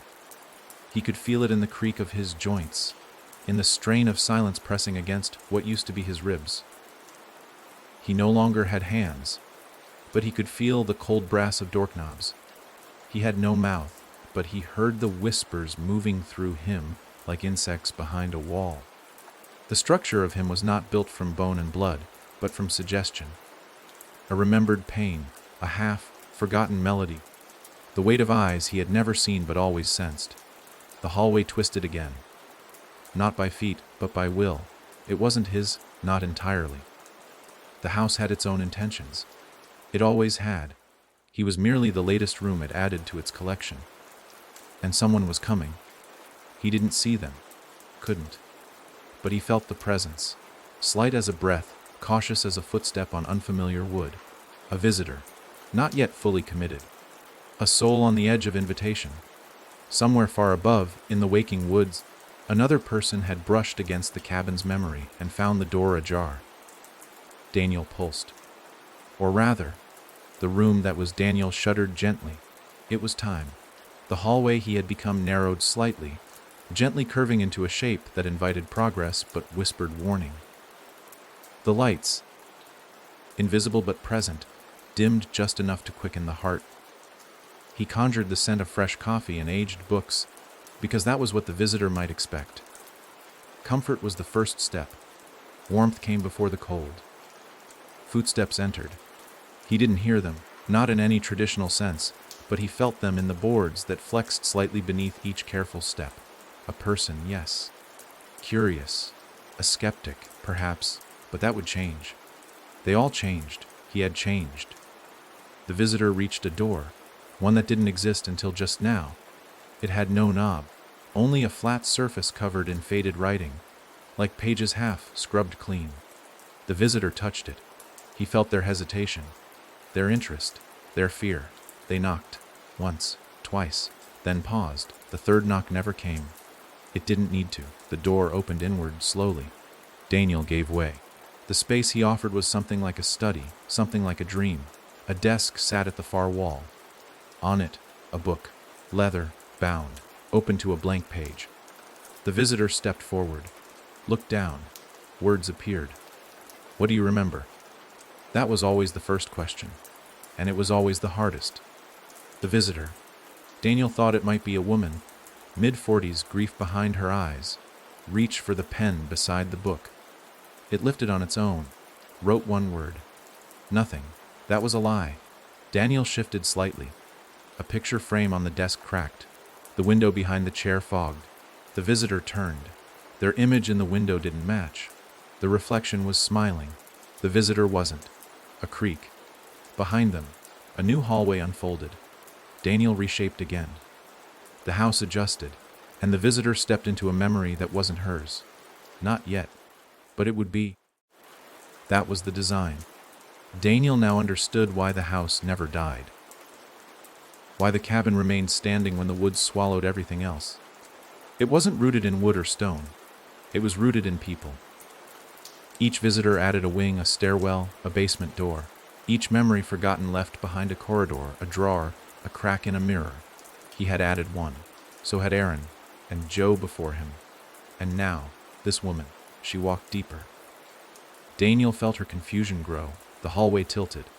A child's laugh rang out from behind the walls, her child. A memory, not hers, not yet, but the house would make it so. It would feed her images, a swing set, a closed bedroom door. The sound of something whispering her name in a voice only a mother could recognize. She began to call out. Daniel gave her a stairwell that descended into shadow. She followed, not because she wanted to, because that's what she'd come here for, even if she didn't understand it yet. No one stumbled across the cabin by accident. You could only find it when you were ready to forget something important. And once you stepped inside, it remembered for you. That was the trade. That was the rule. Daniel drifted. Time passed differently now. Each second was a room, each breath a flickering light. When the visitor screamed, softly, not terror, not yet, he let the sound echo down a hall that hadn't existed before and might not again. And somewhere deep in the foundations of the cabin something listened. The shape, still here, still smiling, still growing. It no longer needed to knock, because now they opened the door for it. The cabin merely showed them how. Daniel felt it move above him, not with feet, not even with presence. Just the way cold moves in behind a closing door, it moved room to room, memory to memory, feeding.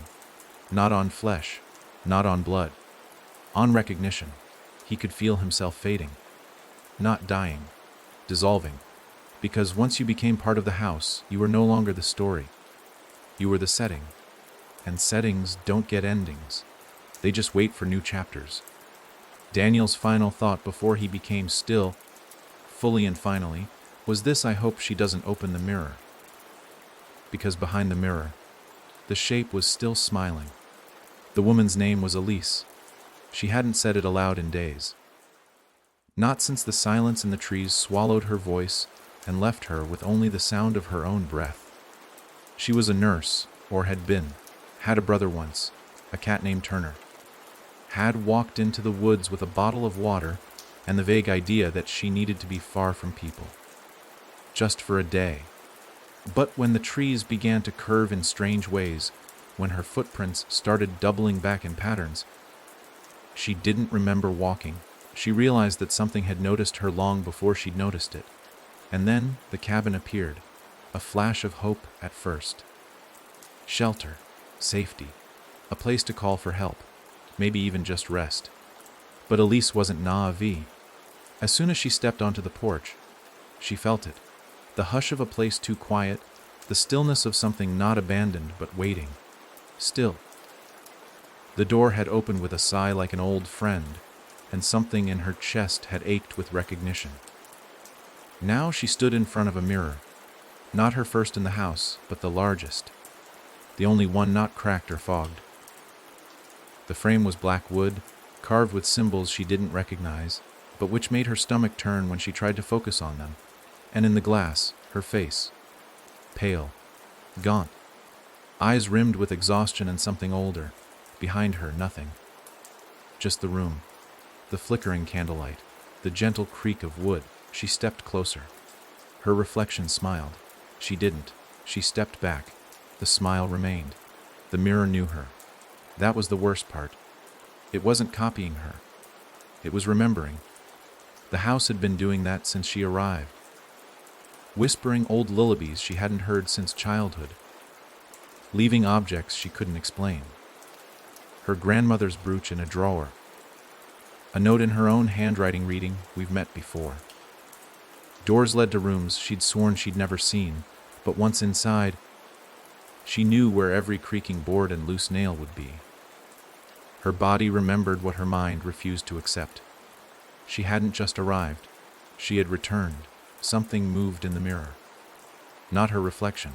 The air behind it shimmered slightly, like heat above asphalt. A ripple. Then another. Her mirrored self stepped forward, pressing its hand flat against the inside of the glass. Elise couldn't move. The mirror wasn't just reflecting anymore. It was thinning. The reflection mouthed something. 3 words. She leaned closer. "Let me through." She shook her head. "No." The reflection tilted its head, still smiling. Then, slowly, it lifted its other hand and drew a shape on the glass. A circle, then a long vertical line through it. Elise blinked. She knew that shape. Had seen it before. Carved into the tree outside her childhood home. Scrawled in crayon on a notebook she couldn't remember owning. Scratched into the condensation of the bus window when she was 16, riding alone at night. She didn't know what it meant, but something inside her did. The mirror rippled again. This time it breathed, a slow inhale, a cold pull of air that made the candle flicker and Elise's skin rise in goosebumps. Behind her, the room groaned, not like a house shifting, like something stood up. She turned, nothing. But the chair in the corner, once empty, was now facing the mirror. As if someone had been watching her reflection, waiting for the right moment, the mirror fogged. A message began to scrawl from the inside, not written, scratched. Letter by letter, O Pimini. Elise stepped back shaking. "No," she whispered. "I didn't ask for this. I don't want this." The mirror cleared. Now the room reflected in the glass was not hers. It was larger, older. Its walls were made of stone. No light, only shadows that watched. And in the center of that room, something stood, too tall, too narrow, too still. It didn't have a face, just a mouth, a smile. Elise fell to her knees. She understood now. She hadn't come into the woods to escape something. She had come home. She had forgotten the first time, the first whistle, the first knock, the first smile. But the mirror remembered, and now, so did she. A sharp cold entered her spine like a needle threading thought into muscle. The house welcomed her with a breath through every wall. Her reflection no longer mimicked it. It moved first, then spoke. One final time. "You're the mirror now." And it switched places. Elise screamed, but only for a moment. Then she was gone. Only her smile remained, etched into the glass. And on the other side, the cabin sat quiet, waiting, because the next one had already entered the woods. The forest was dead quiet again. No birds. No insects. No rustling of leaves. Just the slow, steady sound of footsteps over wet pine needles. Small footsteps. Uneven. A little too light to be an adult. The kind that made no real sound unless you listened closely enough to realize. There were 2 sets. The first belonged to a boy. 8 years old. Hoodie too large for his narrow shoulders, sneakers soaked from stepping through puddles he hadn't seen. The boy didn't cry. He didn't call out. He just walked, eyes forward, focused on something only he could see. The second set of steps didn't come from feet. They came from memory, following in perfect time, matching stride for stride, a shadow without mass, yet pressing down with the weight of something that had always been behind him. The boy's name was Tyler. He had gotten lost 3 hours ago. Though time in the woods didn't move like time on a clock, his parents had stopped for lunch at the roadside pullout. Tyler had wandered off the trail while chasing something he couldn't explain. A sound, a song, high and sweet, threading through the trees like wind. But when he tried to go back, the path behind him had shifted, like someone had dragged the forest sideways. Now the sun was dying behind thick clouds, and the cabin stood in front of him. No trail led to it. No smoke came from the chimney. But the door was slightly open, and the light inside flickered. Tyler hesitated, his feet planted at the edge of the mossy clearing, his eyes fixed on the porch, the door, the dark windows that looked like blind eyes watching from inside. He'd seen this place before. Not here, not in real life, but in his dreams.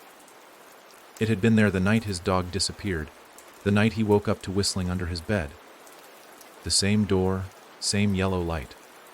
But in the dream, he hadn't gone inside. This time, he did. The porch groaned beneath his weight.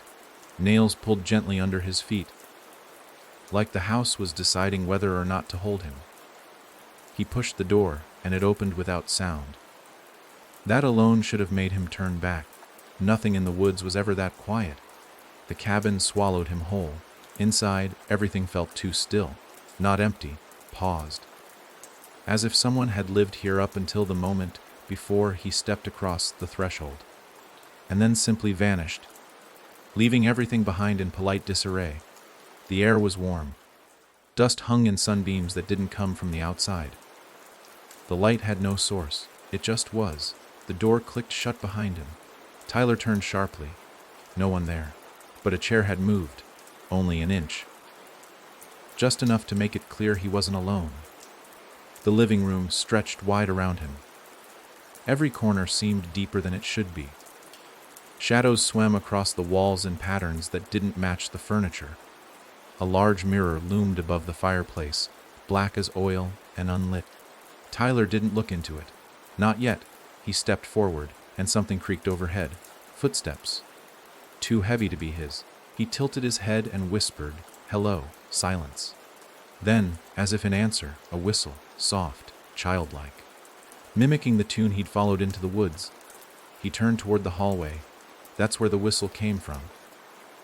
As he moved, the floor slanted slightly, only by a degree or two, but enough that each step felt like it was pulling him in, like gravity had chosen a new direction. The hallway was lined with photos, black and white portraits in old frames, families, strangers. One photo at the very end made him stop cold. It was his face, not an old photo, not from his family. Him, standing in the clearing, looking at the cabin. Only there was something behind him in the image, something tall. Grinning, he turned around. No one. But the floor was wet now, just slightly, a glisten across the boards, like something had walked there dripping with river water. He ran. Not out of fear, not at first, but because the hallway had changed behind him. It had stretched. He couldn't see the front door anymore. Just the endless corridor, bending slightly as it went, like the spine of something enormous. The air was thick, damp, like a mouth slowly closing. He ran until the hallway ended in a single door, painted red, carved with symbols he didn't understand. He didn't hesitate. He opened it and stepped into his own bedroom, but not today's bedroom, the old one, from when he was 4, before they moved. The bed with the spaceship sheets, the old plastic nightlight glowing faint orange, the closet door slightly ajar. He stepped inside and heard himself speak, but he hadn't opened his mouth. "Don't go in the closet," his voice said. It came from the bed. He looked and saw himself, lying under the covers, eyes wide open, pale, staring directly at the closet. He turned toward it. The door was still ajar, and from the darkness within, something breathed, long, wet, tired. A whistle drifted out, low and warped. Then, movement. A long, pale hand emerged, palm dragging across the carpet. Fingers too thin and bent in the wrong direction. Tyler backed away. The boy in the bed didn't blink, didn't move. He just whispered again. "He lives there. He waits." The hand pulled back into the dark. The closet door closed slowly, without touching. The room faded, washed away like paint in rain, and Tyler stood in the hallway again. Only now he wasn't alone. Behind him, he heard the footsteps again. Not matching him now, chasing, he ran. Past the living room, toward the mirror. He didn't know why. He only knew that if he looked, he would see. See what had been chasing him since the woods. See what followed every step, every breath. every memory. He stood in front of the mirror, finally looked, and there he was, standing, unharmed and smiling. Except the reflection didn't stop smiling, it grew wider, wider, until his cheeks split and blood ran in thin lines down his neck. Tyler screamed. The mirror rippled. The reflection moved, not in sync. It stepped forward, reached. He stumbled back. The mirror split, cracked down the center. The room shuddered. A door slammed upstairs. Another whistle, right next to his ear. He turned and saw him. The tall man, the one from the photo, from his dreams. His mouth never moved. But Tyler heard his voice, in his bones, in his skull. "You invited me." "I didn't," Tyler said, trembling. "You whistled," the voice said, now softer. "You followed. You remembered. That is enough." The mirror behind him shattered completely. Glass flew like dust, and in its place, a doorway, leading somewhere far too large, a space that pulsed like a living thing, where walls twisted into tunnels, and laughter echoed from mouths that never stopped grinning. The shape stepped aside, gestured toward it. "You don't have to go," it whispered. Tyler blinked, confused. "But if you don't, someone else will." And he saw it, a vision like lightning behind his eyes. A girl, 5 years from now, lost in the woods, following his whistle, calling out his name. He realized what was happening, what the cabin had always been doing. It didn't take people, it changed them. Into rooms, into doors, into memories. He turned toward the mirror doorway, tears in his eyes. "I don't want to." The shape smiled wider. "You already did." And Tyler stepped through. Because the house never forces you. It just waits for you to remember the way back. The cabin sat in silence again. The forest around it did not stir. No breeze touched the trees. No birds watched from branches. No squirrels rustled through undergrowth. It was as though the woods had been commanded to hold their breath. Something had happened. Something important. Something final. A child had entered and walked willingly into the mirror's mouth. And now, the house had changed again. Grown. Inside, the halls rearranged themselves with slow, thoughtful movements, like a massive animal stretching after a long sleep. Rooms shifted. New doors appeared. The walls inhaled, then exhaled a sound that wasn't quite a sigh, closer to a whisper. It wasn't words. Not exactly. But if you listened long enough, it became language. And the word it repeated again and again was soon. Beneath the house, in the parts that didn't touch the ground anymore, where gravity bent sideways and the rules of geometry collapsed in on themselves, something moved. The shape. It had no name, not one it had ever spoken, but it had a purpose. Not to devour, not to kill. It had no hunger in the way humans understand it. What it wanted was far older, simpler. It wanted continuance. It wanted recognition. And most of all, it wanted to be remembered. That was how it lived. Not through worship, not through offerings, but through retelling. Through footsteps taken in fear. Through the shape of a shadow described in a whisper. Through photographs no one remembers taking, and reflections that don't match their source. The house was its body, the whistle its call, and those who answered became its voice.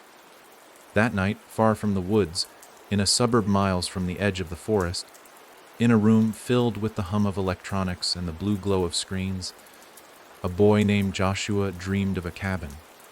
He had never been to the woods, never seen the cabin, but in his dream he stood at its door.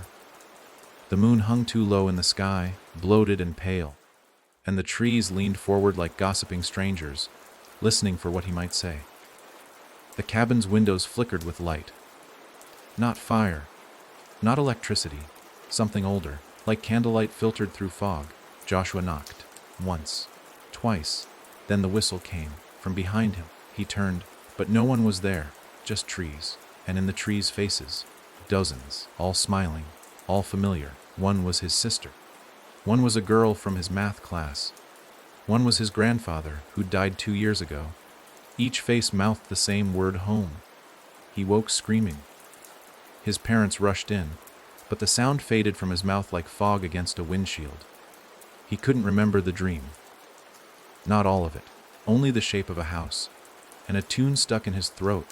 Later that day, he found himself humming it without realizing. The same 4 notes. High, low, low, high. The whistle. He didn't know how he knew it, but somewhere, deep in the roots of the world, the shape stirred again. Because that was the truth. It didn't haunt a place. It grew through stories, through rumors, through that H behind your eyes when you look into a dark window and wonder, was something just there? Through drawings, children make of tall figures with no eyes. Through whispered games like don't whistle after dark and never open a door that knocks back. The cabin was just its skin, the forest its lungs, and the whistle, that was its heartbeat. Tyler was part of it now. So was Elise, so was Aaron, Daniel, Joe, so many others. Some still remembered who they had been. Others only knew they waited for the next footstep, the next dream, the next person who would whistle a tune without knowing why. And far below the cabin, in a chamber that never had walls until someone imagined them, the shape smiled. Its face was made of faces. Its body, a patchwork of memories, snatches of songs, the creak of stairs, the shape of a bed in moonlight, the whisper of a name never spoken aloud. It did not rush, it did not chase, it did not hunt. It simply waited, because it knew, it always knew. Eventually, someone would forget the rule. Eventually, someone would whistle back, and then the door would open again. Not the front door of the cabin, the other door, the one inside your chest, the one you didn't know could open, until it did, and once it opened, you weren't you anymore. You were a room, a hallway, a page in a journal someone else would find in a drawer and mistake for fiction. You were the mirror that didn't reflect, the sound under the bed, the dream someone forgot just enough to let it in. Joshua kept humming the tune, softly. Then he whistled it, once, twice, and on the third whistle, the lights in his room flickered. Just once, barely enough to notice. But in the mirror across from his bed, a crack formed. Not large, just the beginning, like the first smile. The crack in Joshua's mirror widened the next night. Not with sound, no splintering of glass, no sharp spiderweb fractures to catch the eye. It simply grew, slow and deliberate, like a smile drawn across a face that hadn't moved in years. And he didn't notice. Not right away. He was too distracted by the dreams. The ones that didn't feel like dreams at all. Each night they picked up where the last left off. The woods got thicker, the cabin closer, the air around him tighter, and the faces they multiplied. Every time he turned a corner in the dream, someone was there, standing in silence, watching him. Eyes wide, mouth slightly parted, as if ready to speak, but never did, only smiled, as if they were holding a joke between their teeth. He tried to tell his mom about it, started to, but the words slid out wrong, as if the dreams belonged to someone else, like his tongue had forgotten how to describe them. He'd open his mouth, and instead of the cabin, he'd say the hallway. Instead of faces, he'd say furniture. And each time he tried to correct himself, the words turned heavier, like swallowing glass, so he stopped talking about it. But the dreams didn't stop, and neither did the tune. He hummed it at school, at first without thinking. In the middle of math class, the melody slipped past his lips, low and hollow. A few students turned, not annoyed, just unsettled. The teacher stopped writing on the board for half a second too long. Then came the whispers. Kids started saying they were seeing things. A shape behind them in the bathroom mirror. A face in a window on the second floor, one no one ever opened. A janitor claimed to hear humming in the basement. At night, they dismissed it, mostly. As kids do, as adults do, until the power cut out, twice in 1 week. No storms, no construction, just darkness, total and sudden. And in that darkness, on the second night, the whistling came back. One teacher said she heard it in the gym. Another said the cafeteria freezer opened on its own. None of it made the news. But the students knew. Because the tune was spreading, passed from one mouth to another, sometimes just a whistle between friends. A dare behind the locker rooms. A drawing slipped between textbook pages. The cabin again. Crumbling wood. Shattered windows. But now with someone in the doorway. A boy. Smiling. Not Joshua. But wearing his shape. When he finally noticed the crack in his mirror, it was already halfway across. He touched it curious. His finger came away wet. Not with blood. With something colder. Thicker. A memory. He wiped it on his bedsheet, heart hammering, but no stain remained. That night, he didn't dream. He remembered. He was younger, maybe 5, lying in bed, rain tapping on the window. Then, music. Not from inside the house. From outside, a whistle. Just 4 notes. High. Low. Low. High. He remembered sitting up, padding to the window in bare feet, and seeing the cabin in the woods. Not real woods, just trees where there shouldn't have been any, and someone in the window, a woman. Smiling. He hadn't remembered that night since, but now he did. The next day at school, a girl in his class didn't show up. No one said why, just an empty desk.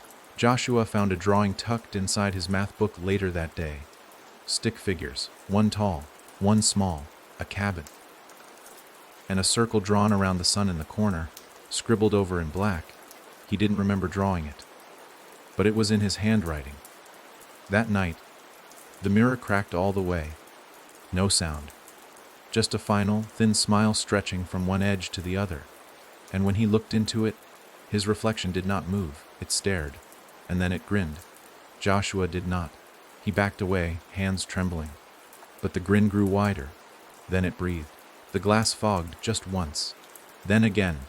And across the surface, words formed from the inside. Remember me. Joshua turned and ran from the room. But the house was different.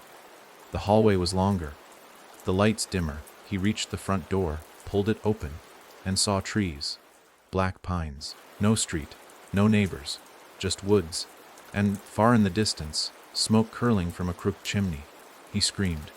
Slammed the door. When he turned back, his living room was gone. Just a hallway. Narrow. Sloping. Photographs lined the walls. He recognized the faces, but they were all smiling too much. All wrong. All watching. A voice behind him, not allowed inside. It's easier if you stop fighting. He dropped to his knees, shaking. The hallway shifted around him, wood groaning like ribs. A room unfolded to the left. A study, the one he'd seen in the dream, with the chair, and the book, and the pen. Still wet with ink, he stood, moved toward it. Each step echoed like it wasn't just sound but acceptance. He picked up the pen. It felt warm. Alive, the book opened on its own. The page was blank. Waiting, he wrote a single line. I heard the whistle. The door behind him closed. Soft, final. And far above, in the real world, his room sat silent, empty, the mirror still cracked. But now, smiling wider. Because the house had a new room. And Joshua had become the smile someone else would leave behind. In the weeks that followed Joshua's disappearance, his room stayed untouched. His bed remained neatly made, the sheets slightly wrinkled from the last night he slept in them, as if waiting for a body that would never return. The cracked mirror still hung above the dresser, split in that soft, silent curve that didn't splinter, didn't break, just widened. His mother, Nicole, refused to go inside after the first few days. She'd open the door, look at the room from the threshold, then close it again, telling herself she was just giving him space, that he might still come back, that maybe, somehow, he never really left. But the house knew, and so did the mirror. At first, Nicole thought she heard the tune on the television, some background commercial jingle that stuck in her head like static. Then it hummed from the walls. Pipes, maybe, she told herself that. But at night, when she stood in the hallway outside Joshua's room, the sound wasn't humming anymore, it was whistling. 4 notes. Always the same. High, low, low, high. So faint she thought she was imagining it, but always there when the house fell still. She told no one. Not the police, not her husband, not even her sister who called twice a day with sympathy sharp enough to cut skin. Because deep down, Beneath all the logic and fear, and the pit that had carved itself into her chest, Nicole remembered something. She had heard the same tune when she was a child, back in the trailer park where the woods had pressed too close to the lot lines, where her mother had screamed at shadows and carved strange symbols into the backs of doors, where the nights were heavy and hot, and the sound of someone knocking at the window didn't always mean a person was outside. Nicole hadn't thought about that place in years, had buried it, like everyone else who made it out, but now the memories bled up through the cracks. Not in dreams, she didn't sleep much anymore, not fully. They came in flashes, the smell of pine, wet leaves, a voice that wasn't a voice whispering beneath her bed, a door in a hallway that should never have existed. She began to hear footsteps in the attic. Joshua's room was just beneath it. She started leaving the hallway light on at night, then the kitchen light, then all of them. But the darkness didn't shrink, it just waited. One night, she opened his door. The mirror was gone, not broken, not shattered, just gone. No marks on the wall, no dust, no outline, just a blank space, clean as if it had never been there. But on the dresser sat a folded piece of paper. She didn't touch it at first, just stared. Eventually, she picked it up. The paper was thick, soft, on it a drawing, crayon. Sloppy but certain, a house in the woods, one window lit, and in the window, a face, smiling, her own. On the back, a single sentence written in pencil, childish and uncertain. "You forgot me." She dropped the note. That night, the lights went out. All of them, at once. The house plunged into black, so pure it swallowed the street lamps, the stars, the moon. And in that void, the whistling came again, closer. Inside, she tried the switch, nothing. Tried to call her husband, no signal. Tried to scream, no voice. The house had decided. She was ready. The hallway lengthened behind her. Doors shifted places. The wallpaper peeled in slow curls, revealing patterns beneath she couldn't recognize, but made her teeth ache to look at. She stepped backward, feet moving on instinct. And then came the knock. Not from the door. From the mirror. The one that should have been gone. Now standing at the end of the hallway, upright and tall, its surface black and rippling like a pond on a windless night. 3 knocks. Measured. Familiar. Then a voice, her voice. "We're still waiting." The mirror lit from within, and there was Joshua, sitting in a chair, smiling. Behind him, others stood. Aaron, Alyssa, Daniel, Tyler, and more. People she didn't know. All watching her. All smiling. No malice, no pity. Just recognition. She stepped forward trembling. "Joshua," she whispered. He stood, lifted his hand, and pointed. She followed the gesture. To the corner of the mirror, where her reflection stood, just a second out of sync. It smiled. She didn't. But the reflection kept grinning, then stepped forward, and as it did, the glass bowed outward. Not shattered. Opened. Nicole dropped to her knees sobbing. She didn't want this. She hadn't asked for this. But the house didn't need permission. Only memory. Only the echo of something you once saw in a place that shouldn't exist. That's all it ever needed. The reflection stepped out, stood above her, and knelt. Whispered, "You've been carrying the smile all along." Nicole screamed, and the house took her gently. No violence, no sound, just acceptance. The next morning, the house was quiet again. Joshua's room was empty, the dresser bare, the mirror gone. But in the neighbor's yard, a little girl stared into the woods, humming and smiling. The little girl's name was Leela, and the first time she heard the whistle, she thought it was a bird. Just a bird, she told herself, perched somewhere deep in the pines that bordered her backyard, hidden among the black, needled branches that had always seemed too tall for this part of town. She'd been playing with a stick, dragging it through the dirt, drawing wending patterns that looked like rivers or maybe mazes, when the tune curled through the air, soft and sharp, floating just above her head like something dropped from the clouds. 4 notes. High, low, low, high. Her stick stopped moving, the air stilled. Even at 6 years old, Leela felt the shift, something unspoken in the earth's breath, something old and watching. Her mother had always said children were sensitive to the in-between, though she never explained what that meant. Leela just knew the world had teeth, and sometimes it smiled at you even when you weren't looking. She didn't answer the whistle that first day. She simply went back inside and closed the screen door carefully behind her. But that night, she dreamed of trees. Not normal trees. These ones bent forward in unnatural arches, forming a long, narrow tunnel of bark and shadow. She walked through them, barefoot, without fear, until she reached the end, and there it was, the cabin, old, tilting, breathing. Light flickered behind its crooked windows like candle flames gasping in wind. And in the doorway stood a boy. He didn't speak, just lifted his hand and pointed at her. She woke up with dirt under her fingernails. The next day she heard the whistle again. Only this time, it came from inside the house.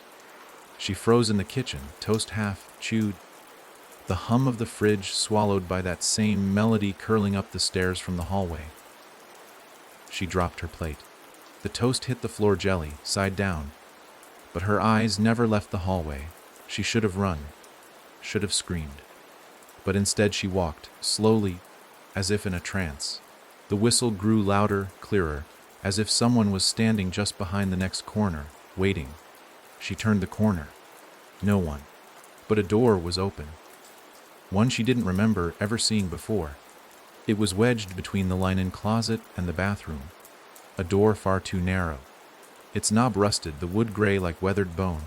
She stepped closer, peered through the gap. Nothing but black. Still, the tune beckoned. She reached for the handle. Fingers hovered. Then, a breath. Not hers. Warm and slow. It puffed out from the crack like the exhale of someone asleep behind the wall. She stumbled backward. The door closed on its own. No slam. No wind. Just a slow, deliberate click. When she called for her mother, the hallway was normal again. No door. Just empty space. Her mother looked confused, maybe even a little scared, but didn't ask questions. Just told her to go play outside. So she did, and in the dirt where she'd drawn her mazes the day before, someone had etched a new one. Bigger. Deeper. Circles within circles. Lines that didn't connect in any logical way. In the center, a house. Leela blinked. She hadn't drawn that. And yet, it looked familiar. She looked up. The woods stood still. Too still. She dropped the stick. That night, the dreams came again. This time, the cabin door was open. The boy stood inside, his skin gray and tight, lips curled into a wide grin. Behind him, the house stretched impossibly far. Halls branching into dark, breathing spaces, filled with shadows that shifted and clicked like teeth behind a smile. He stepped forward, held out his hand. She didn't take it. But she didn't run either. When she woke, her bedsheets were damp with pine sap. 2 days passed before the door reappeared. Same place, same rust, same absence of sound. Her mother never noticed it. Walked by it half a dozen times without even glancing at it, as if her brain simply refused to register its presence. But Leela saw it, every time. And each time, it was cracked open just a little bit more. Then came the mirror. It wasn't hers. Wasn't even in the house before. But one morning, it was just there, hanging above her dresser. Oval-shaped, black frame. Smooth, cold glass that refused to reflect her face correctly. When she moved, it lagged. When she blinked, the image kept staring. And when she walked away, sometimes the reflection didn't follow. She tried to tell her mother again, but her voice caught in her throat. Her lips moved, but no sound came out. Like something had reached into her chest and pinched the air before it could form words. So she stopped trying. At night, she started talking to the boy in the dream. She didn't know his name, but he always smiled at her like they were friends. Like they'd always known each other. He told her the house liked her. That it had been looking for her. That she remembered, even if she didn't know how. She asked him what it wanted. He smiled wider and said, "It doesn't want. It welcomes." On the seventh night, the hallway in her dream split open like a mouth. Rooms unfolded like petals of a dark flower, each one filled with whispers and laughter and faces she half recognized. Faces from books, from TV, from photographs she didn't remember taking. Each one smiled, and in the center of it all, the mirror. She approached. Her reflection was gone, replaced with someone older. A woman, pale, eyes hollow and ringed in red, smiling. The boy whispered, "That's your future." She shook her head. He pointed. The mirror began to ripple, and through its shifting surface, she saw herself, curled up in a room not her own, humming the tune to no one in particular. Waiting for someone to remember her. Leela woke with the song still on her lips, and that morning, when her mother called for her, the little girl was gone. The screen door hung open. The woods waited in silence, but the cabin had already opened itself. There's always one. The skeptic, the one who refuses to buy into ghost stories, urban legends, or cautionary tales passed in whispers between the desperate and the damned. His name was Ethan Briggs, and he thought fear was a sickness, contagious, irrational, something people caught when they didn't have enough sense to turn on the light and check the damn closet themselves. He had a podcast for people like him, a growing audience of listeners who loved debunking nonsense. For them, Ethan was a surgeon, slicing into horror with facts, reason, history, and dry sarcasm. He had dissected everything: Sasquatch, shadow people, haunted dolls, and most recently, the so-called whistling cabin that kept popping up in online forums. A woodcutter shack in the middle of nowhere that supposedly rearranged itself, lured people in with dreams, and replaced them with smiling reflections. It was perfect bait for clicks. So, he decided to go find it. Not just talk about it. Not just research from a distance. He was going to prove, with cameras and mics and a skeptical eye, that there was nothing hiding behind the trees except forgotten houses and overactive imaginations. He started with a map. There were coordinates floating around online, buried in grainy YouTube videos and glitchy Reddit threads. Posts that disappeared days after they went up. People who posted and then stopped posting altogether. He traced the pattern, followed the digital breadcrumbs like a hound on a scent, until they all pointed to a single stretch of forest upstate. Untouched, unmanaged, and rarely visited. Ethan packed a backpack, food, a drone, extra batteries, 3 GoPros, a shotgun mic, and 2 knives, one for show, one for just in case. He filmed himself every step of the way, narrating with that calm, disaffected tone his listeners loved. He wasn't scared. He was prepared. He reached the edge of the woods just before sundown. "This," he said into the camera, "is where the stories begin. According to every paranoid lunatic on the internet, I shouldn't even step past this tree line. So let's step past it." He smiled and stepped in. The first hour was uneventful. The trees were old but not unnatural. The trail, if you could call it that, was narrow but navigable. The birds chirped, bugs buzzed. It was just a forest. But as the sun dipped lower, the air changed, grew colder, quieter. The birds stopped, the buzzing faded, and the silence pressed. Ethan laughed nervously. "I guess this is the part where people start to freak out," he said to the camera. "But really, it's just a drop in temperature, maybe some wind." Then the whistling started, faint. 4 notes. High, low, low, high. He froze, not from fear, from shock. He hadn't expected that part to be real. He turned off the camera. Listened. Nothing. He turned it back on. "Okay, that was weird. I swear I just heard the exact whistle people have been describing. Might be a prank. Could be an animal. I'll follow it." He didn't say it aloud, but something had changed in his tone. A tremor. He pressed on. Half an hour later, he found it, the cabin. Just as described: weather, beaten wood, sagging porch, one light glowing faintly in the window despite no visible power source. It looked like it had been there for centuries.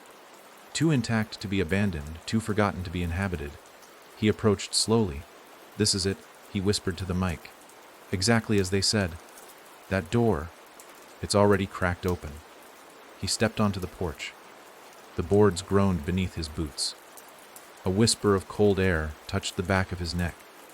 He turned. Nothing. The woods behind him stretched dark and still. He pushed the door. It opened with ease. And the moment he stepped inside, the cabin shut him in. He knew it. Not from sound, not from any slam or click, but from the weight that dropped across the space. Like the cabin had exhaled and sealed him inside its lungs. He flicked on his flashlight, even though the cabin seemed lit from nowhere. The interior was larger than it should have been. He turned slowly, panning the camera. Wooden floorboards, dust, covered furniture. A hallway that stretched too far for a structure this small, and mirrors. So many mirrors, hanging crookedly on the walls, stacked against furniture, set into doors. None of them reflected the room properly. The angles were wrong. The lighting shifted when you looked too long, and in more than one. Ethan swore he saw movement that didn't match his own. He muttered, "This is fantastic. If this is someone's setup, they went all out." Still, he kept his knife in hand. He moved toward the hallway. The light dimmed. His reflection in one of the mirrors turned late. Not by much. A delay. But it was there. He backed up. The mirror did not. He looked at the camera. Okay, either I'm incredibly tired, or something's wrong with this setup. Then his reflection smiled. Ethan didn't. He stepped back again, and the reflection kept grinning, then raised a hand. He didn't move. The reflection did. It pressed its palm against the glass. The surface rippled. He dropped the camera. The lens cracked. The audio kept recording. Just one sound, the whistle. Soft. Near. He turned to run, but the door was gone. The hallway behind him now twisted into stairs. They went down. He turned in a slow circle. Every wall had changed. No longer the rough cabin interior, but something more polished, more ancient. Carved wood shaped like ribs. Candles that flickered with blue flame. And in every corner, whispers, not words, names. His name, repeated, chanted, mimicked. Ethan, Ethan. He stepped forward. The floor moved, not creaked, moved. Like walking on something alive. He heard his own voice, not from his mouth, from behind him. A playback of his earlier recording. This is where the stories begin. He turned and saw himself, holding the camera, smiling. But it wasn't him. The eyes were wrong, too wide, too still, the mouth, unmoving.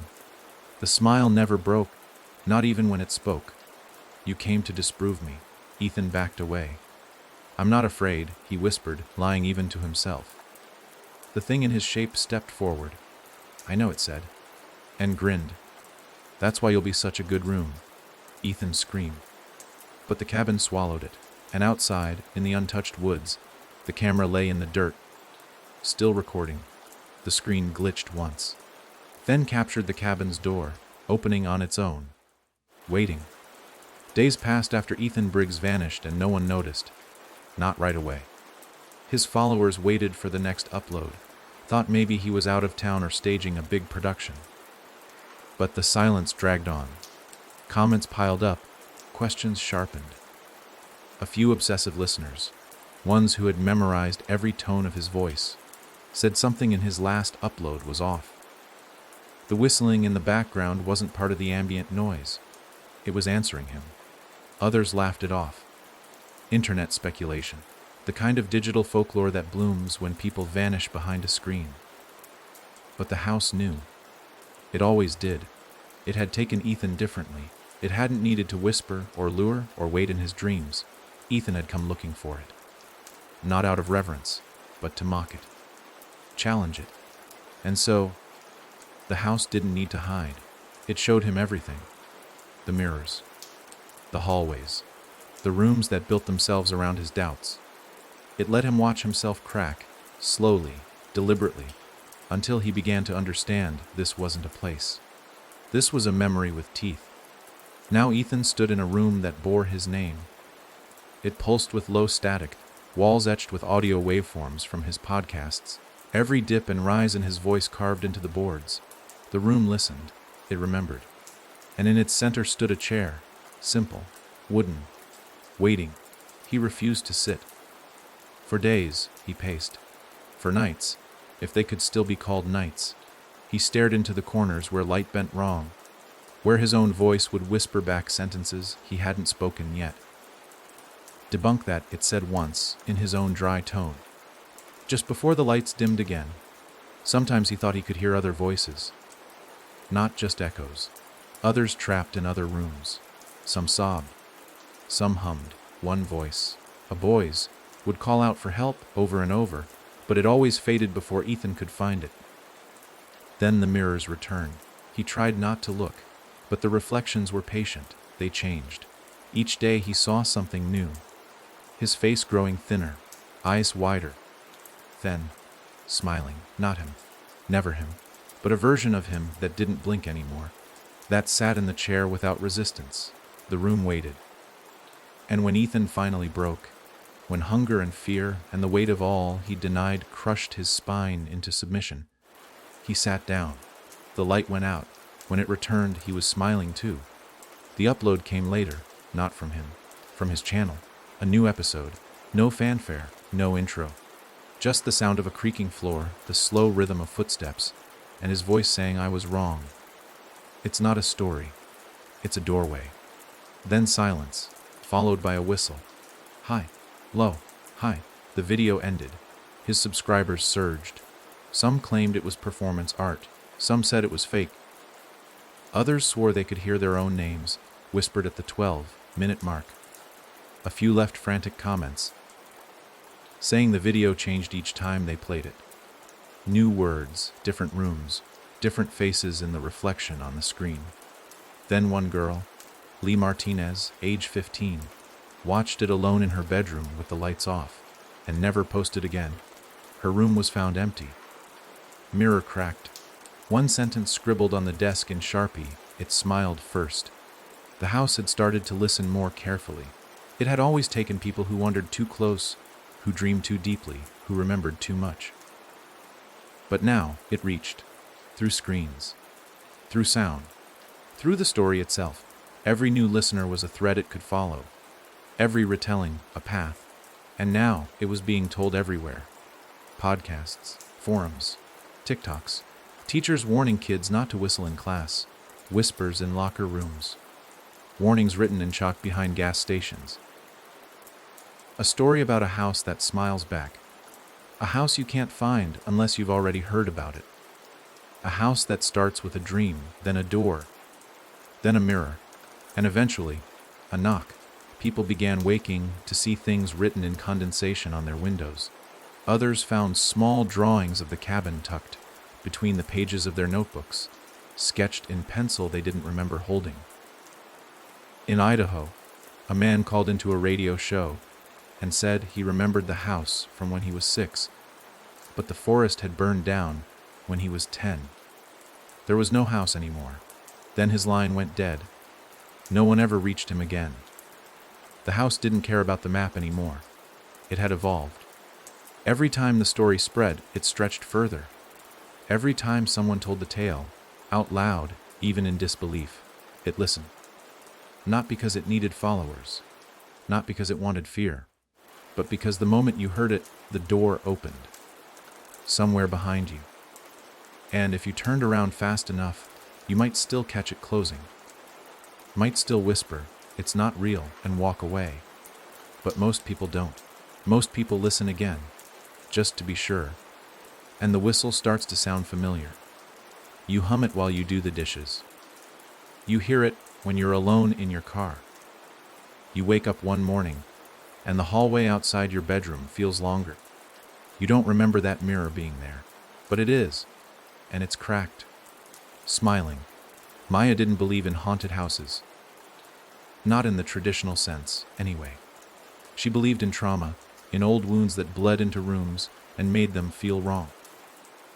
She believed in the way grief could hang in the air like mold. Her mother died in a hospital room that had smelled of bleach and something underneath, something heavier. The scent clung to Maya for months, not on her clothes, in her mind. So no, she didn't believe in curses, in ghosts that rattled chains or crept behind curtains. But she believed in places remembering pain, and she believed in the power of stories to make that pain crawl. When she heard the whistle the first time, she thought it was a neighbor. She was walking home from school, earbuds in, hoodie up, when it slipped beneath the music. 4 notes, sharp and oddly rhythmic. She stopped, pulled out one earbud and listened. Nothing. Wind, maybe, or a bird. She kept walking. The whistle came again. Closer. This time, her name followed it, barely audible, tucked between the leaves. Maya. She turned, heart ticking faster. No one. Just a narrow alley behind the chain, link fence, overgrown and rotting with forgotten bicycles. She walked faster. That night, she dreamed of a hallway. It wasn't hers. It was too long, lined with mismatched doors, some too small to walk through, others too large to be real. At the end of the hall, a mirror. Oval. Black frame. Smiling cracked down the center. She saw herself in it, but thinner, eyes darker, lips curled into a grin she didn't feel. She woke up with the shape of it still behind her eyes, and a sound in her throat. The whistle. She hummed it, half asleep, without realizing. The next day at school, a classmate disappeared. Daniel Ruiz sat 2 rows behind her in English. Quiet, always sketching. No one knew where he'd gone. Just gone. The school didn't say much. The principal's voice over the intercom, asking for prayers and patience. Maya sat in class, the whistle on her tongue like a splinter. When she got home, the mirror in her bathroom had a hairline crack. Her mother's mirror. The one Maya hadn't touched since the funeral. She leaned closer. Something about the reflection was off. Her mouth didn't quite move in sync. And when she turned away, the reflection kept watching. That night, she dreamed again. This time the hallway was shorter, and at the end, the cabin. Just like the drawing she'd seen online, tilted porch, sagging roof, a single light in the window. She walked to it. Knocked. The door creaked open. The boy was there again. The one from the stories. The one who'd been seen by so many before they vanished. But his eyes weren't cold. They were sad. "You hear it, don't you?" he asked. Maya nodded. "I do." "You whistled back." "I didn't mean to." "But you did." He stepped aside, gesturing for her to enter. She hesitated. "What's inside?" He didn't answer with words, just pointed to the mirror hanging inside the cabin. It was hers, the one from the bathroom, and in its surface, her mother stood, smiling. Maya stepped back, woke with a gasp. Her phone vibrated. A text. No sender. No timestamp. Just 4 words, "Don't forget the tune." She didn't go to school the next day. Instead, she started searching. Forums, archive podcasts, dead Reddit threads. She found names. Dozens. Joshua, Ethan, Leah, Joe. Names linked to vanishing stories, strange recordings, scrambled videos that ended mid-whistle. The story wasn't just being told, it was feeding. Every retelling spread it wider. Every drawing, every hum, every mention added another brick to a house that was no longer confined to woods. It could be anywhere. In any room with a mirror, any hallway that seemed too long in the dark, any silence broken by 4 notes. Maya understood what it wanted now. Not blood, not sacrifice. It wanted you, your attention, your memory, your fear.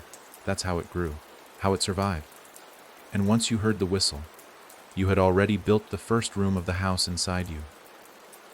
Maya decided she would fight it. Not by denying it, but by facing it.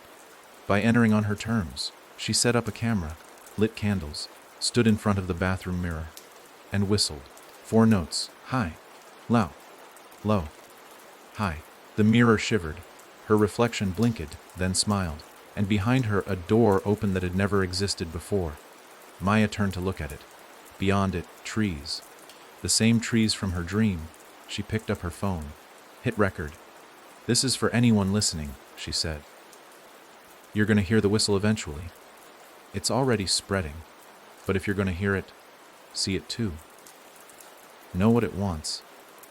It's not just a ghost story. It's a mirror, and it only shows you what's already inside." She stepped through the door. The candlelight died. and on the mirror's surface, a smile appeared, waiting for the next voice to call its name.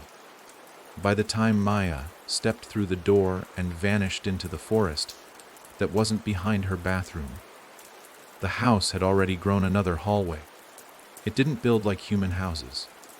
There was no blueprint, no sound of hammers, no smell of fresh sawdust. It remembered you, and in that remembering, a space took shape, shaped like your fear, your secrets, your guilt.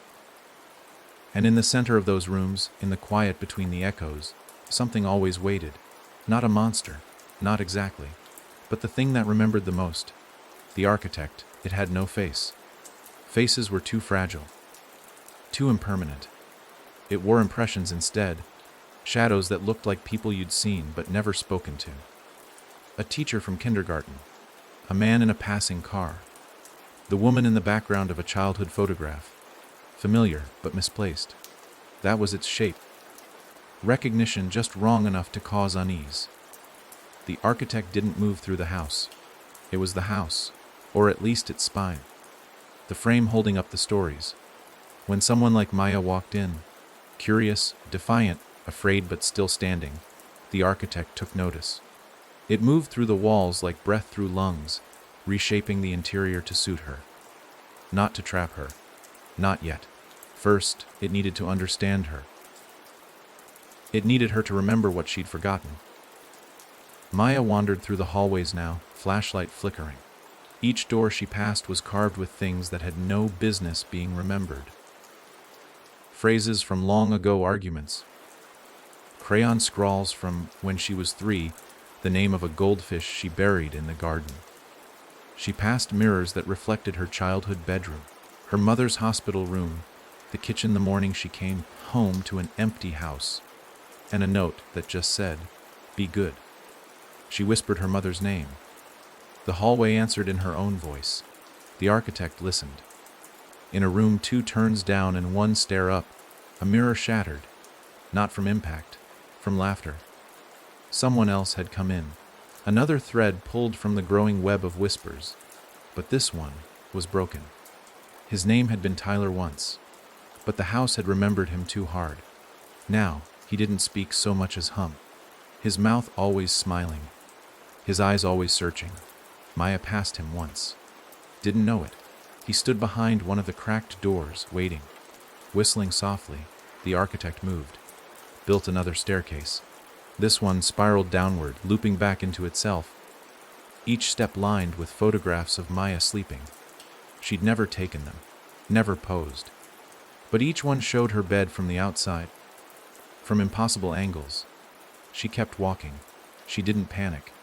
That's what the house fed on. The moment you stopped thinking and started fearing. Instead, Maya sat down at the bottom of the staircase, closed her eyes, and remembered. The first time she heard the whistle wasn't on the street. It was in the hospital. She was 7. Her mother was hooked to too many machines. The whistle came through the vent, soft and bright like a lullaby. 4 notes. High, low, low, high. And her mother opened her eyes, smiled, just once, then died. Maya hadn't remembered that until now. The architect smiled in its way. A new room unfolded, a hospital room. But this one was wrong.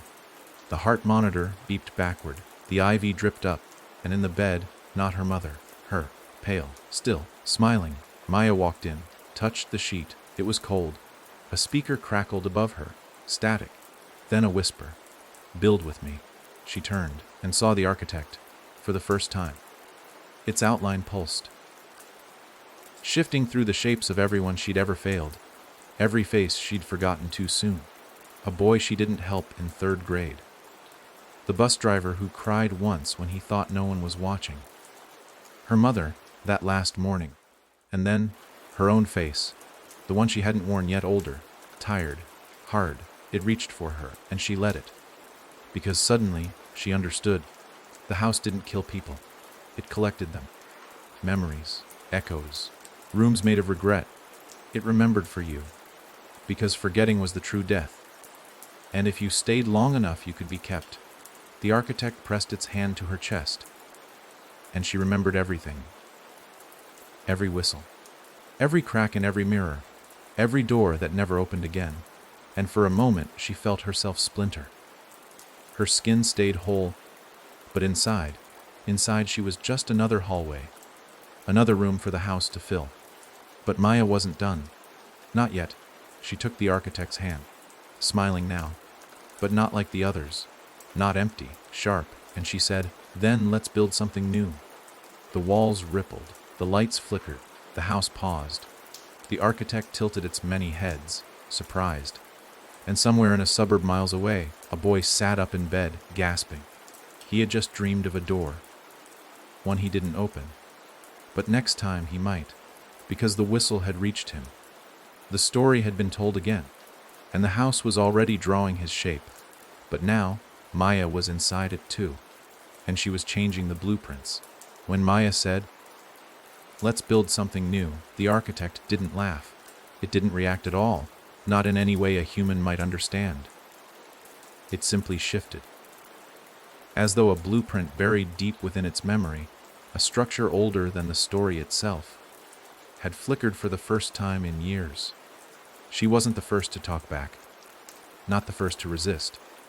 But resistance was usually a spark, not a foundation. Most people who entered the house brought fear or grief or curiosity. Maya brought intention. She wasn't just wandering. She wasn't just trying to leave. She was designing. The house felt it, and for the first time, it hesitated. The walls in the hallway behind her pulsed, not with blood, not with anything alive, but with memory, thick and humming. Rooms that had always remained fixed, Joshua's, Ethan's, Leah's, quivered at the edges, as though questioning the certainty of their own stories. Mirrors fogged without breath, doors shuttered without wind. Somewhere in the maze, a window creaked open, and no one looked through it. Maya stepped away from the architect, and as she did, the floor beneath her stayed still. That was new.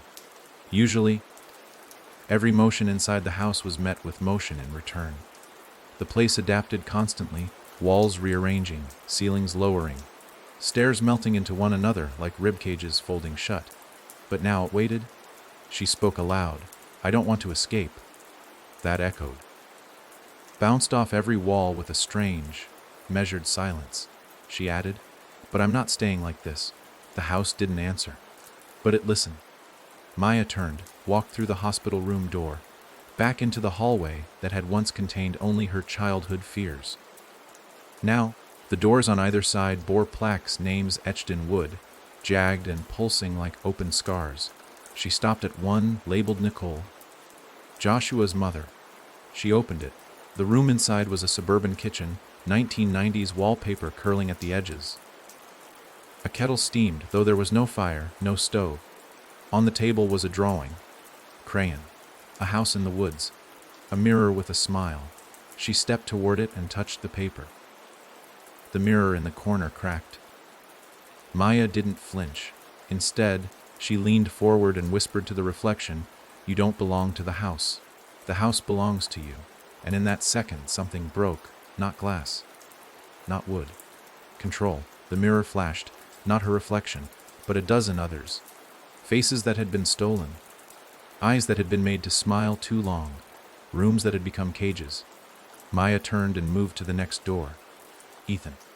It opened to a recording studio. Soundproof panels on the walls. A mic suspended in midair, red light blinking though no camera rolled. A chair sat in the center, empty, but the headphones resting on it buzzed softly with a voice. His voice. Oh, not a ghost story, doorways, every retelling. She stepped forward, picked up the headphones, listened, and then whispered into the mic, "You're still here." The room sighed. The light on the mic turned off, but behind her, a mirror cleared. Ethan's face blinked through, not smiling, just there, watching. A single tear rolled down his cheek, and then he nodded, not to her, to himself. Maya moved to the next room. Leah. Empty bedroom. Wallpaper of stars peeling down. A phone vibrating on the pillow with no messages. She climbed onto the bed, sat cross-legged, and began to hum. Not the whistle, but something else. A counter, melody. She didn't know where it came from, only that it had lived beneath the whistle for years, waiting for someone to hear it. The wallpaper lifted, stars aligned, and the mirror across the room fogged before clearing to reveal a little girl curled into herself. Maya reached out, touched the glass, and this time it gave. Leah's fingers met hers. She didn't pull the girl out. She pushed herself in, and together they stood on the other side, inside the reflection, inside the room beyond the room, the one the house never let anyone reach. It looked like the attic of a cathedral made from breath. The walls pulsed with stories not yet told. The ceiling arched into blackness, and in the center, a map. Not of the house as it stood, but of the house to come. Drawn in red thread, Maya stepped toward it. Leah stayed back, watching. The map had hundreds of lines. Every hallway, every staircase, every room, each one born of someone's memory or loss or quiet death. But some were fraying, coming loose. Maya touched one near the top, the path marked Tyler, and it curled back into nothing, erased. The house groaned. The architect stirred somewhere below. Not angry, not afraid, just aware. Maya whispered, "You're not the only one who can build." And she began to redraw. She took pieces of rooms she'd seen. Ethan's mic, Joshua's books, Leela's drawings, her own mother's hospital bed, and re-threaded them. Not to erase, but to reshape, to remember better, to rebuild without the smile. She wasn't destroying the house. She was changing its rules. And as she did, she felt the mirrors across the world. Bathrooms, hallways, elevator panels, department store fitting rooms begin to bend. Some cracked, some cleared. In one house, a boy who had heard the whistle every night for a week suddenly slept without dreaming. In another, a woman finally opened her closet and found only coats, not the door that had waited for her for years. And in a small town near the woods, a cabin slumped into itself and sank into the earth. But the story wasn't ending. Not yet. Because the house still breathed, and somewhere, someone else just heard the whistle. But this time, it ended differently. 4 notes. High, low, low, and then a pause, a silence. Before the last note came. Not high, not low, just new. It began with silence, total, smothering silence. The kind that presses down against the ribs, not just around you, but inside you, behind your teeth, as if the air itself has been cauterized. Maya stood in the threshold of a door she hadn't drawn but somehow knew was her own.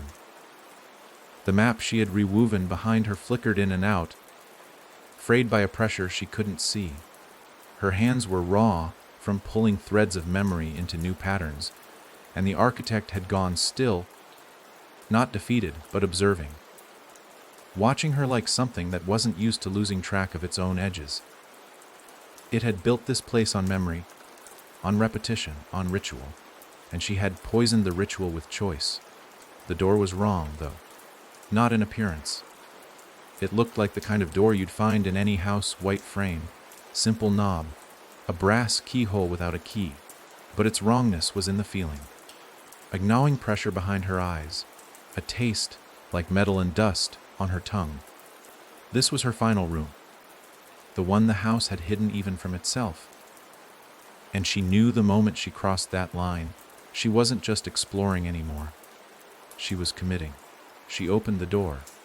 The hallway behind it stretched in both directions, impossibly narrow, lined wall to wall with mirrors.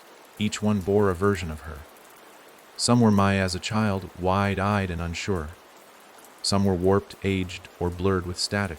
One showed her with no eyes, one with too many. In every one of them, she smiled, not with her mouth, no. The smile lived in the posture, the angle of the neck, the tension in the hands. The kind of smile born not from joy, but from surrender. From the moment a person stops being a person and becomes a room. Maya didn't flinch. She walked forward. Each footstep echoed like it was falling into something soft, something alive. The mirrors didn't crack. They breathed. Fog bloomed and vanished across the glass, as though the versions of her on the other side were pressing close, whispering, begging her to remember something she hadn't yet dared to. Then, the whistling started again. Only this time, it wasn't the tune. It was the space between the notes. The absence of sound, split across octaves, like someone inhaling behind a wall you couldn't knock down. She paused in front of one of the mirrors. This one showed her as she was now, but crying.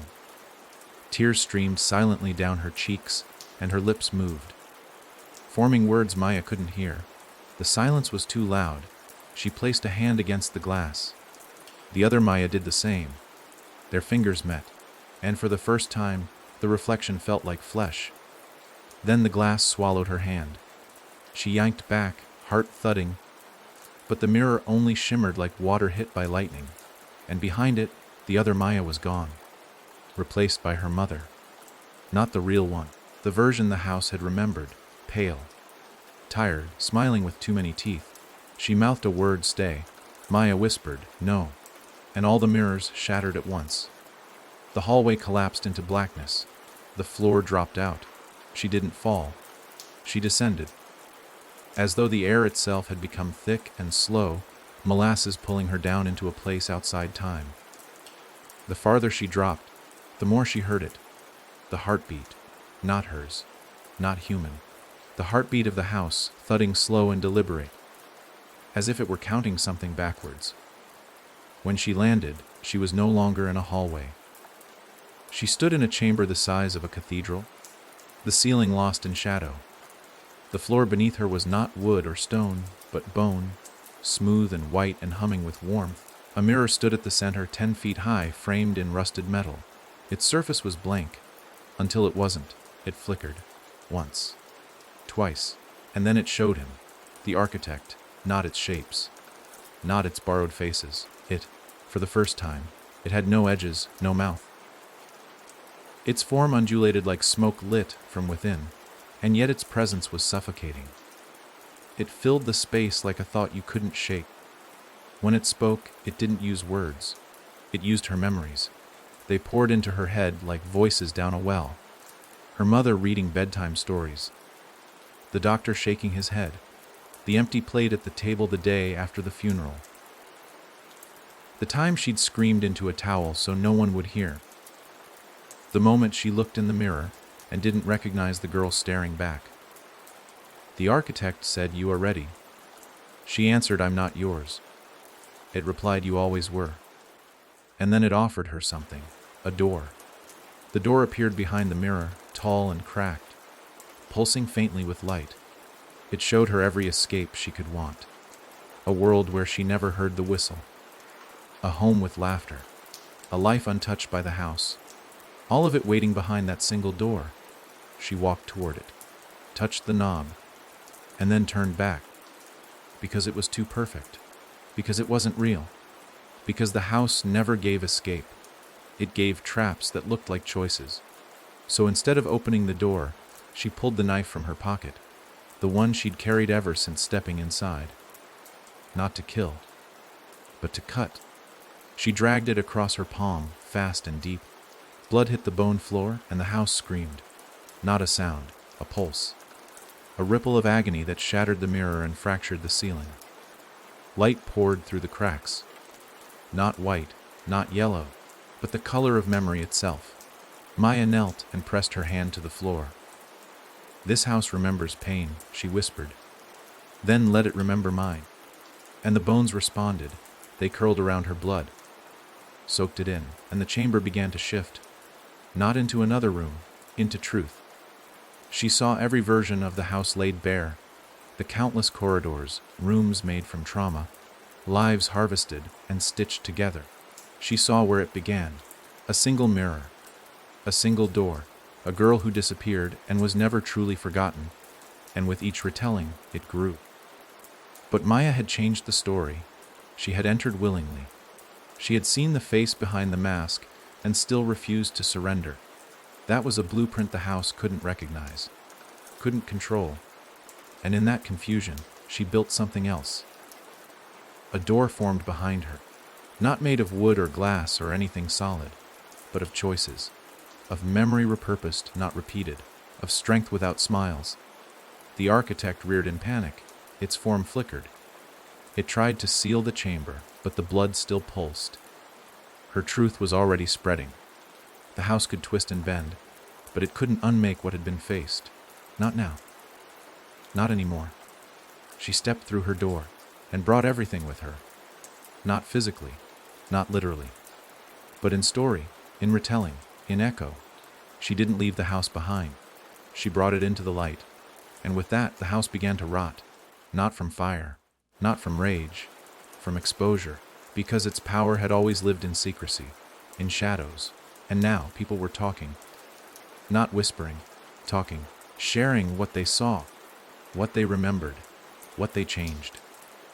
And though some mirrors still cracked, and some whistles still echoed, there was now a second melody, hummed by those who refused to smile, and in every place the story traveled, in every mind it reached, a choice bloomed. Not a trap, not a lure, a door, and what happened next was up to them. The door closed behind Maya without a sound. No bang, no lock turning, just silence so full, so complete, that it seemed to absorb even her breath. She didn't look back. The house, if it still stood, was behind her now, not in space, but in memory, threaded through her blood, her bones, her thoughts. She hadn't escaped it, not really, but she had stepped outside the lie of it, and that made all the difference. She found herself in a town she almost recognized, though nothing about it made sense. The street lamps blinked like tired eyes. The pavement was cracked in a way that felt deliberate. The sky overhead was the wrong kind of black. No stars, no moon, just a heavy blanket stretched too tight over a place too quiet. Houses lined both sides of the street, dark and waiting. There were no people, no voices, no movement. But every window reflected her. Every single one. Not just as she was, but as she could have been. Versions of herself in different clothes, different ages, different postures. In one, she looked burned. In another, hollow-eyed. In one, she looked peaceful, too peaceful, and that way corpses sometimes are when the embalmers do their job too well. It took her several steps to realize the town wasn't abandoned. It was watching. She walked anyway. Each step felt like stepping into someone else's dream. Not a nightmare.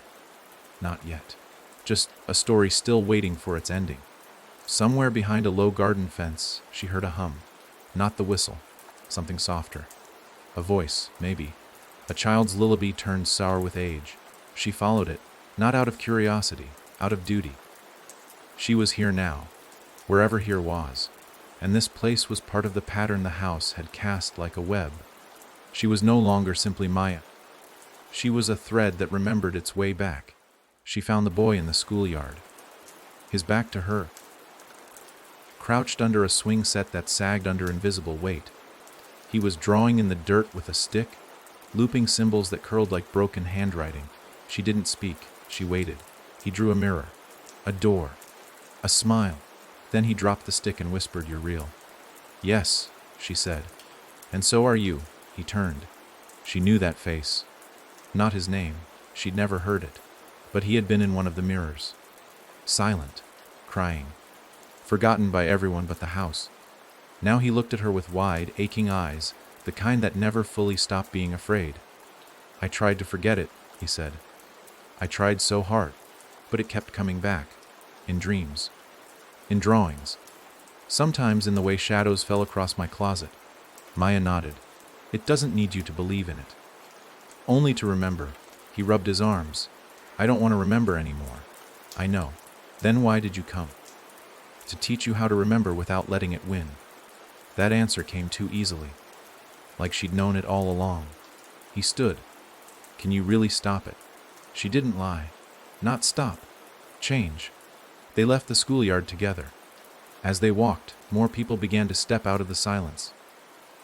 A girl with paint, stained fingers who said she couldn't paint anything that didn't look like a hallway. A man who'd stopped sleeping because every time he closed his eyes, the house rearranged his dreams. A teenager who whistled the tune without realizing and only noticed when his dog stopped coming near him. Each of them broken, half, remembering, afraid they were going insane. Each of them still breathing. Still here, they gathered without needing to be asked. Something in them knew Maya was different. Not just a survivor, a mirror that cracked outward, not inward. She led them to the center of town. An empty library, dust thick on the shelves, lights flickering. It hadn't been touched in years. It was perfect. She drew a circle on the floor in chalk, hand steady. No spells, no magic, just shape. Memory needs shape. She asked them to sit, to speak, not to confess, not to weep, just to remember out loud. The house had fed on silence, on secrets. She made them say their names, one by one, and as they did, the walls of the library pulsed, not with fear, with truth. There were no mirrors inside, only eyes, and what passed between them was not horror, but understanding. They weren't victims anymore. They were rooms that had never closed properly. Now, with Maya's help, they began to rebuild, not as the house wanted, but as they chose, not alone, together. Every name spoken, every memory shared, added to the blueprint Maya had rewritten in blood and choice. The house couldn't feed here. Not on this. Somewhere far away, the original cabin, if it still existed in any form that made sense, groaned under the weight of the new story. It had always grown through fear, through curiosity twisted inward, but now it found resistance, not in walls or locks, in memory, healed, not severed. In one last act of defiance, the house tried to reach. A whistle curled through the air outside the library, sharp, familiar. But no one flinched, no one answered. They didn't need to, because the smile no longer reached them, because they remembered differently now. And in the stories they would tell, the house would become something else. The day the house blinked, it wasn't thunder or screams or shattering mirrors that marked the moment. It was something quieter. A stillness, just for a breath, like the world forgot to keep spinning.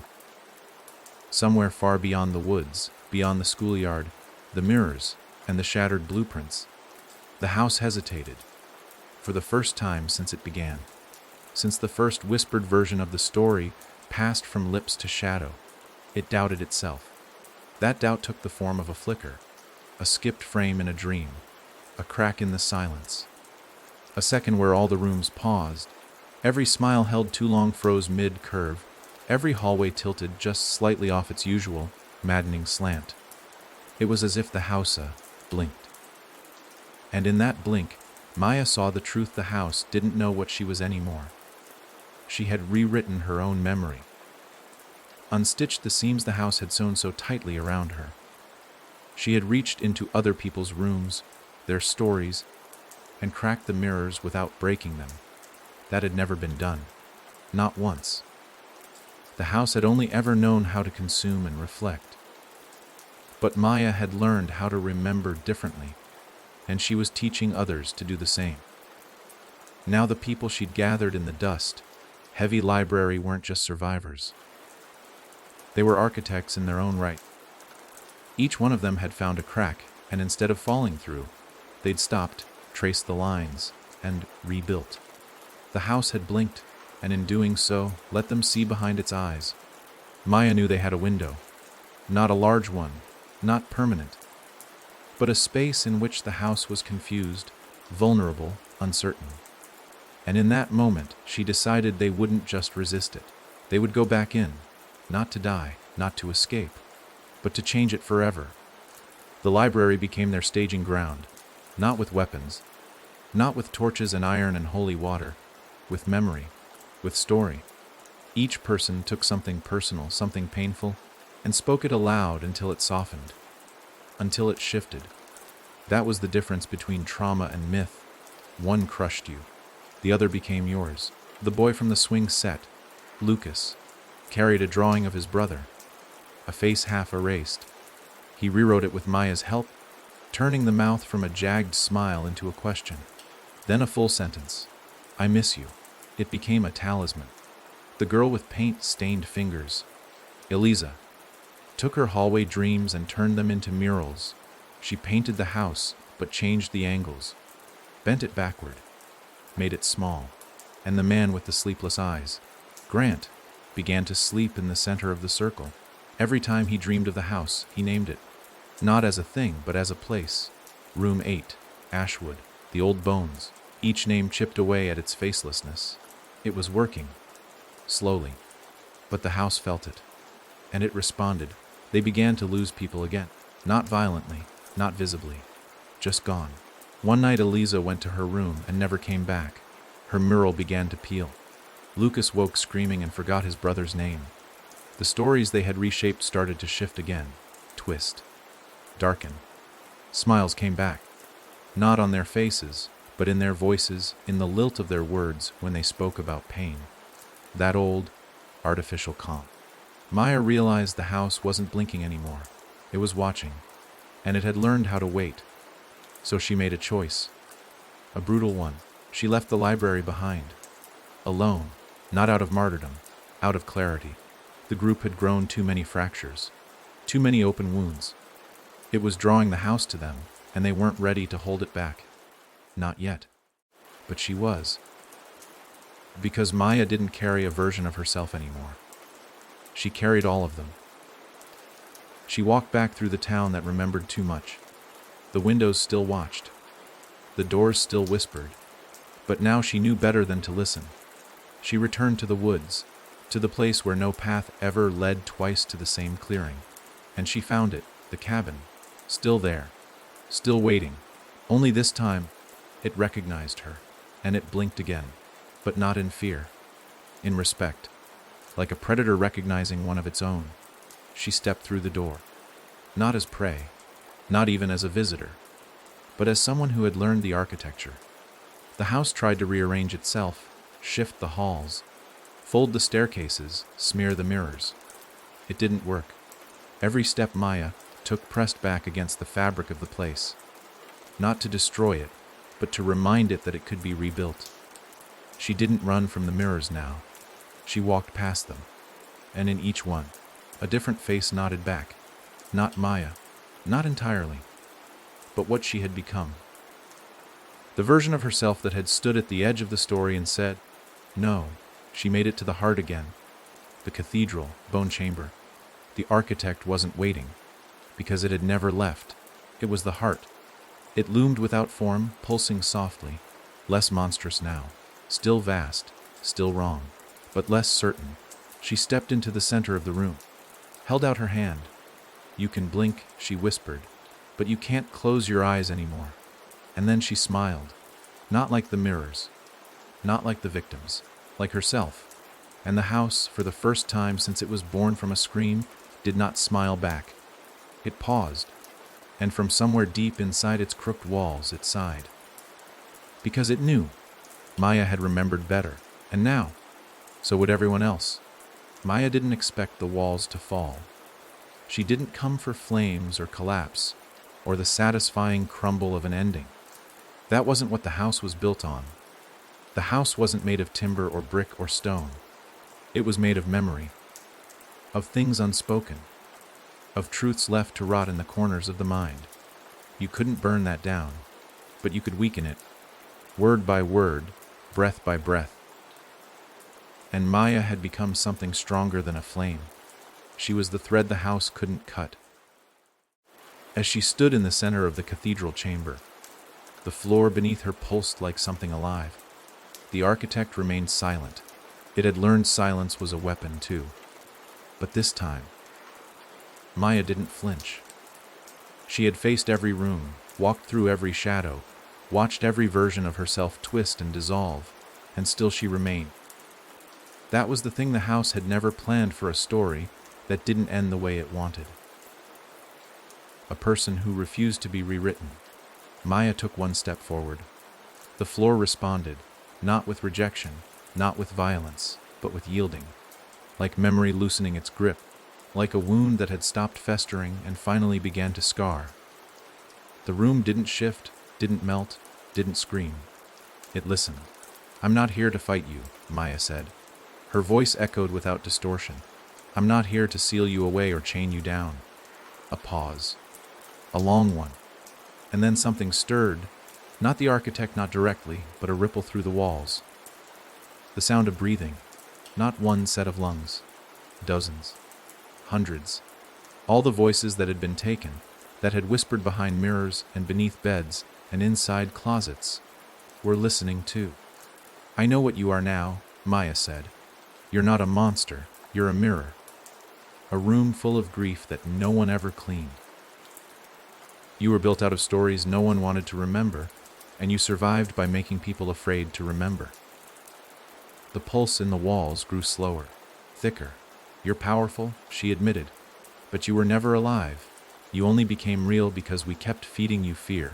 We gave you faces, names, drawings, whistles." She took something from her pocket, a small piece of mirror. The same one she'd cut herself on when she first stepped through the bathroom door all those days ago. It still shimmered with that faint, unnatural gleam. But now, instead of reflecting the room around her, it showed something else entirely. Eliz's mural, the one that had started peeling when she disappeared. Maya lifted it, held it to the center of the chamber. "I remember her," she said. "I remember all of them, and I'm not afraid of what I saw." The architect moved then, not in shape, but in sensation. 1,000 versions of pain rippled through the air, brushing against her like cold wind. Hallways tried to form. Doors appeared. Mirrors flickered. Maya ignored them. Instead, she closed her eyes and whispered the one thing the house never wanted to hear: "I forgive you." The entire room stopped. No pulse.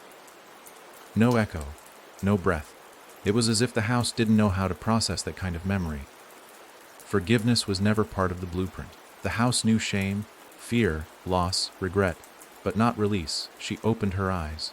The chamber was different now. Not gone, not healed, but changed. It no longer felt like a trap. It felt like a wound that had been opened wide enough to breathe. Maya turned back toward the door. Only there wasn't a door anymore. There was a hallway. One she hadn't seen before. Clean, straight, no mirrors. Just a single line of light leading forward. She followed it.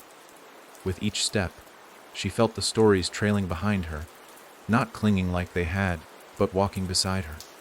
Not chains, not ghosts. Company. She didn't know if she would ever see the others again. Eliza, Grant, Lucas. But she knew they were still there, somewhere, and they were remembering on their own terms now.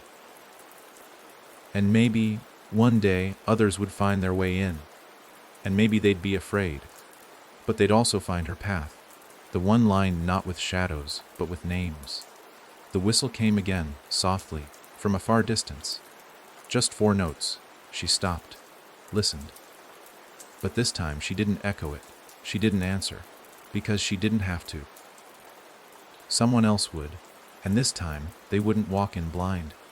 Long before the house ever learned to whisper, long before its walls curved with the weight of other people's sorrow, there was just a mirror, a small one, hung crooked in a hallway. Not magical, not cursed, just present. And someone once, no one remembers who, looked into it and saw something they didn't want to face. And instead of walking away, they left a piece of themselves behind. A thought, a scream held in. That was the seed. Not a ritual, not a spell. Just pain left too long. And over time, the mirror learned to remember it for them. Maya didn't know this in detail, not fact by fact. But she felt it now, walking down the straight, clean hallway that wasn't supposed to exist. It unfolded ahead of her like something written for the first time. Not a copy, not a reaction. Her feet moved without hesitation. Each step forward bled a little more light into the space. She wasn't being followed. She wasn't being hunted. But she was being watched. Not by the house, not anymore, by the stories. They watched her because she'd become something the house had never accounted for: a witness who remembered and lived. At the end of the hallway was a door, plain and wooden, with no knob, no hinges. Just the faint imprint of a hand pressed into its surface. The shape was hers. Not perfectly, older, maybe thinner, but familiar in that same way the architects' faces had been. She placed her palm against it, and it opened not with a creak but a slow, steady exhale. As though the house itself was relieved. The room inside wasn't a room, it was time. folded and bound and frayed at the edges. She could feel it before she could see it, the way the air buzzed, the way her heartbeat didn't speed up, but looped, restarting from some earlier rhythm, as if her body had remembered something too early. Then the room came into view, a hallway again, only this time, her childhood home. Not a recreation, not a mimic, the real one. Or maybe the memory so sharp it became real. She stepped in, breath catching, the table by the door, the crack in the tile, the photo of her and her mother, slightly faded from too much sunlight, everything exactly as it had been. And down the hall, the bathroom door. Closed. She hadn't seen it closed in years. Not since. She moved slowly, each footstep sinking into memory so deep she wasn't sure she could pull back. Her hand trembled as she reached for the knob.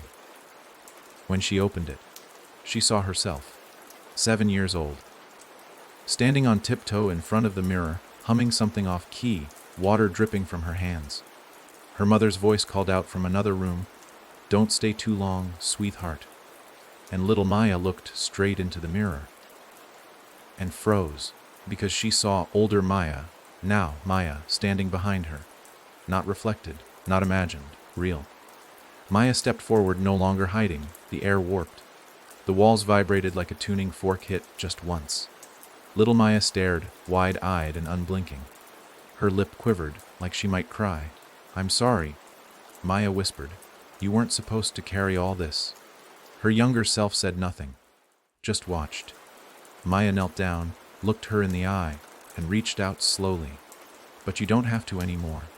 The younger version of herself didn't run, didn't scream. She reached out too, and their fingers touched. The world shattered, not in noise, in order. Time cracked, unspooled, not violently, but with precision. Like a ribbon cut at just the right place. The memory bled backward, into every mirror that had ever reflected a frightened child, into every hallway that bent the wrong way, into every door that closed too softly. And the house, the true house, the first breath of it, the whisper born in that mirror, remembered differently, because Maya had just rewritten its first moment, the memory that started it all. She stood, feeling the weight of that change settle into her bones. The bathroom was empty now. No mirror, no younger self, just the shape of what had been. When she stepped out, the hallway wasn't the same. Her house, her real house, not the one remembered by the architect. No humming, no flickering, just quiet, real quiet. And somewhere far away, a mirror fog then cleared and showed no one at all. The first thing Maya noticed was the quiet. Not the heavy silence of the house's grip or the breathless tension of a place waiting to trap you. This was real quiet, ordinary, human quiet. The sort of stillness that settled on a neighborhood when the rain finally stopped, when windows cracked open, and nothing terrible followed. She was home. Not a version, not a reflection, the actual home. And yet, she stood still in the hallway, hand resting against the wall, as if bracing for it to shift, for something to change. But it didn't. No low whistles from the pipes, no mirrors rippling, no doors creaking without wind, just home. And it felt wrong, because it was supposed to be impossible. Maya had stepped out of the house too many times, only to realize it had never truly let her go. But this was different. There were no hooks left. No strings tugging at her back. Her mind didn't echo with voices. Her chest didn't ache with something unsaid. She wasn't smiling. And that, more than anything, told her the truth. It was over. Not the pain, not the story, but the smiling. The unnatural curve the house had pulled from every soul it claimed. The grin that stretched just a little too wide, just a little too long.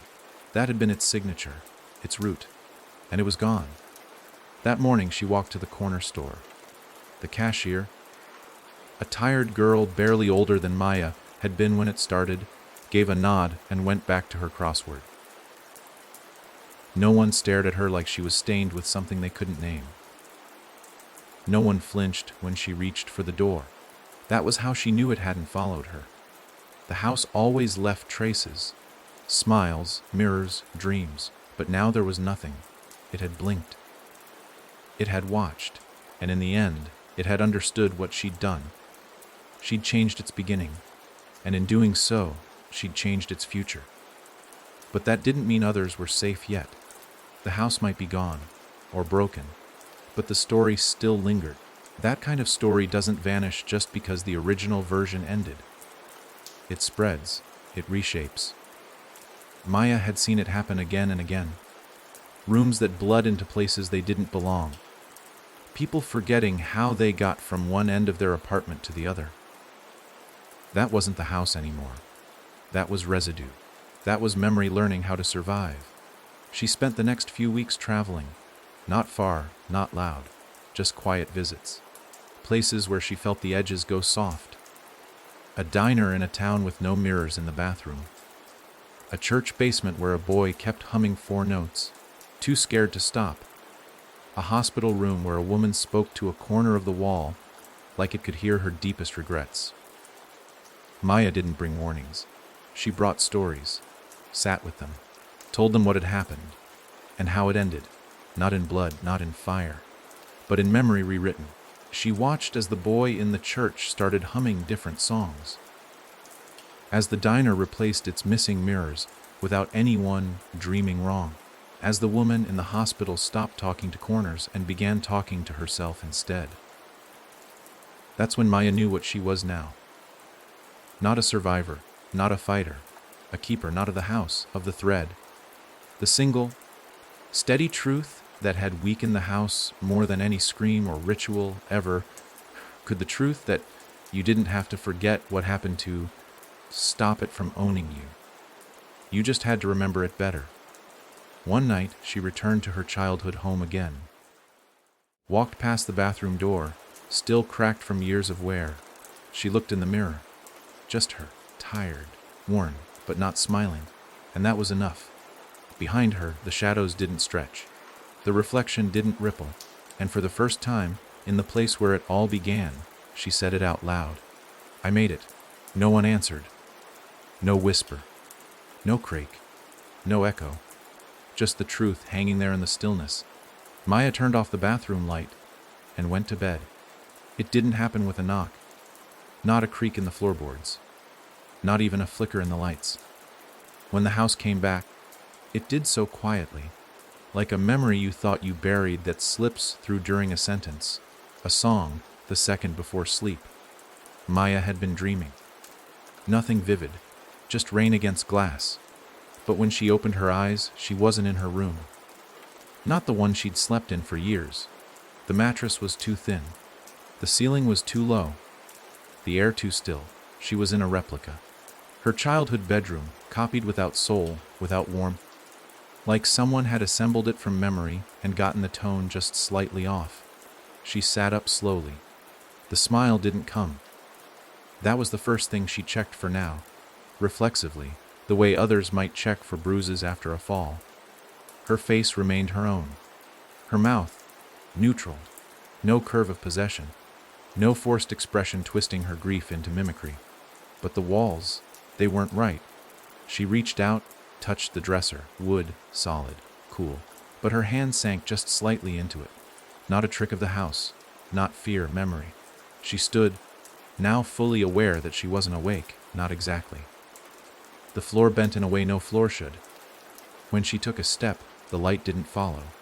Instead, it watched. The house hadn't returned in its full form. It had returned as a dream. And dreams, she now understood, were just another door. Maya, said a voice behind her. She didn't turn. She already knew it would be a version of her mother. Or the child's self. Or a smile wearing one of them like skin. I'm not playing this again, she said softly. But the voice repeated. Maya, different this time. Younger. Fainter. She turned and found her. The one from the bathroom. The version of herself she had touched, who had once frozen with fear, who had been forgotten in the folds of the house. She looked no older, no different. Just waiting. You came back, the girl said. I didn't mean to, but you did. Maya knelt, heart suddenly uncertain. Why are you still here? The girl shrugged. as children do when they don't know how to say what they're afraid of. You changed the story, but I still remember the first one. And with that, Maya understood. She hadn't failed. She had missed something. A thread, pulled but not tied off. The younger Maya was the echo, the original loop. And now, in the absence of the house's hunger, she had nowhere to go. A memory without a home, still walking through the halls of the story. I don't want to be scared anymore, the girl whispered. Maya reached out. Then let me show you what comes next. They stood together. The room began to blur, not from fear, but from acceptance. The dream bent, reshaped, not into a hallway, but a field. One Maya had never walked in before. Grass beneath her bare feet, wind without a chill, the sound of water somewhere nearby. Not a trap, a transition. The girl smiled, not wide, not forced, a real one. Small, I think I'm ready, she said. And with that, she faded, not like a vanishing trick, but like morning fog. Maya stood alone now, but lighter. She woke up with tears in her eyes, not from terror, from peace. And outside, the world hadn't changed. But she had. And deep, somewhere beyond memory's reach, the house finally closed a door it had kept open too long. When Maya awoke, the world was quiet. Not the unnerving stillness of the house's illusions, but real, honest quiet. No breath behind the walls, no hum threading beneath the floorboards, no sense that her reflection might look back too long. And yet, something in her chest felt unsettled, like an itch in the mind. A door cracked in the soul. She went about her day, but it was there, an absence too loud to ignore. Like she'd forgotten something important, and the forgetting had weight. That night, she dreamed again. Not of hallways or smiling faces. Not even of the house. She dreamed of a name, one she didn't recognize. Over and over, spoken in the voice of a child. Whispered, cried, repeated with the insistence of the forgotten. The name hovered just at the edge of understanding. She woke with it on her tongue, unable to say it, but knowing it mattered. It followed her into the waking world. That ache, that presence. Not malicious, not watching, just waiting. She returned to the library. The one where it had all shifted, where people like her had spoken, remembered, rewrote. The doors were boarded now, windows dusty, the circle of chalk long since faded. But Maya stepped inside anyway, drawn not by fear or duty, but by instinct. By the need to finish something that had never quite ended. Inside, the quiet was familiar. She knelt where the circle had once been and closed her eyes. Say it, a voice whispered. She froze. It was her own voice, but younger, hesitant, full of that thin hope children wrap around nightmares. Say my name, and in a flash, Maya remembered. The girl. Not Maya's younger self. Not a mirror image. Another child. One who had been with her in the house, once. Briefly. Before Maya had known what she was walking into. A girl who had smiled too wide and vanished too fast. The house had taken her first. Maya gasped. The name bloomed in her throat like fire and thorns. But she spoke it anyway. Leah. The floor vibrated. Not violently. Like something ancient stretching after too long buried. The shadows bent. And a shape stepped forward from between the shelves. Leah. Hair matted. Eyes too bright. Still wearing the clothes from that day. But not smiling. She looked at Maya with recognition. You didn't remember me. I tried, Maya said, her voice cracking. I didn't know what was real back then. Everything blurred. I was the first one the house took, Lee said. And the first one it forgot. Tears welled up in Maya's eyes. That's not true. I never meant to. Lee shook her head. It doesn't matter now. You said my name. That's all it ever needed. The air shifted. Not toward danger. Toward release. Because names held power in that place. Not for summoning. For setting free. Lee stepped into the center of the room. Her feet didn't touch the dust. Her eyes softened. I've been stuck between walls, she said, waiting for someone to remember me the right way. Maya knelt again, whispered, I'm sorry. And the moment she did, Leah smiled. Not the house's smile. A real one, sad, honest. Then she vanished. No scream. No twist of space, just peace. And, for the first time since Maya had entered that cursed place, she felt the loop truly break. Because now every room the house had ever stolen, every story it had ever tried to warp, had a name again. And names meant someone remembered. Rain tapped gently at Maya's window that morning, but it wasn't the kind of rain that carried warnings or secrets. It was just weather. Soft, gray, cleansing. The kind of rain that washed away more than dirt. She lay in bed longer than usual, blinking at the ceiling, listening. Not for footsteps or whispers. Not for the creak of bending walls or the distant echo of 4 familiar notes. Just for the silence. And what made it different now was that it didn't scare her. It didn't pretend to be peaceful while hiding something monstrous beneath. It simply was. Still. Honest. But in that stillness, something stirred. Not outside, not from some place looking to break through, but from inside her chest. A thought she hadn't spoken.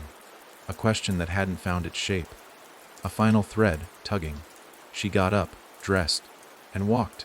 Not to the town center, not to the woods, not even to the library. She walked home.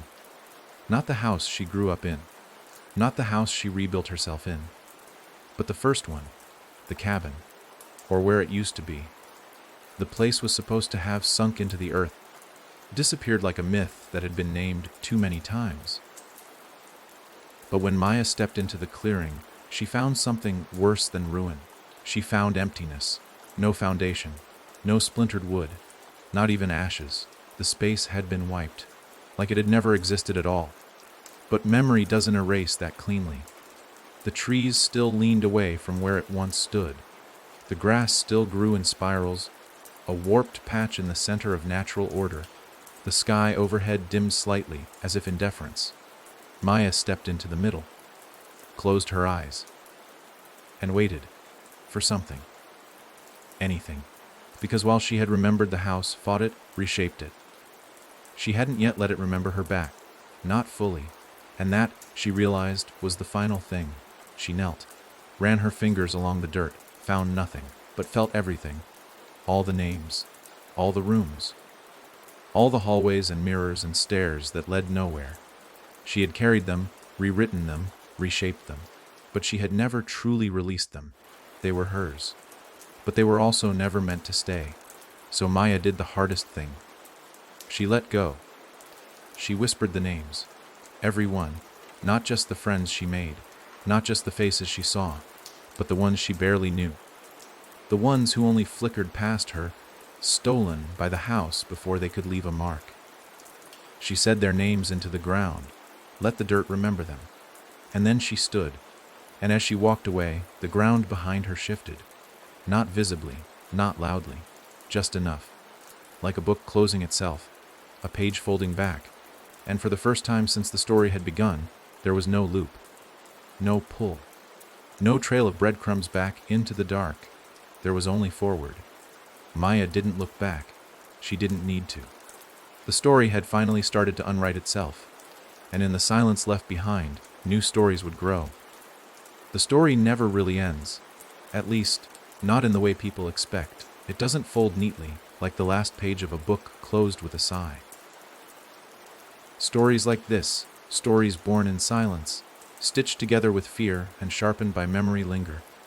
Not as curses, not as chains, but as shapes, as warnings. As echoes in places most people pass without a second thought. A hallway that seems slightly too long. A mirror that holds your gaze a breath too long. A tune you hum without ever knowing where you first heard it. Maya knew this. She had walked the halls of the house, breathed its secrets, touched the core where all the lies were made. She had watched it blink, shudder, fall apart in a slow, almost reluctant collapse. But she also knew something deeper, something the house had never truly grasped. You can't trap someone who remembers truthfully. Now, years had passed. Maya lived in a different town, a quiet place with red, brick buildings and a crooked post office where the mail always arrived a day late. She taught at a school, art mostly, though her students often joked that her stories were the real reason they kept signing up for her classes. She smiled at that, genuinely now. Not the stretched imitation the house had forced on so many, just herself, but she still watched. Not from paranoia, from memory, because sometimes, in the reflection of a shop window, she'd catch a flicker, a shape too still, a smile too clean. And though the house was gone, its story wasn't.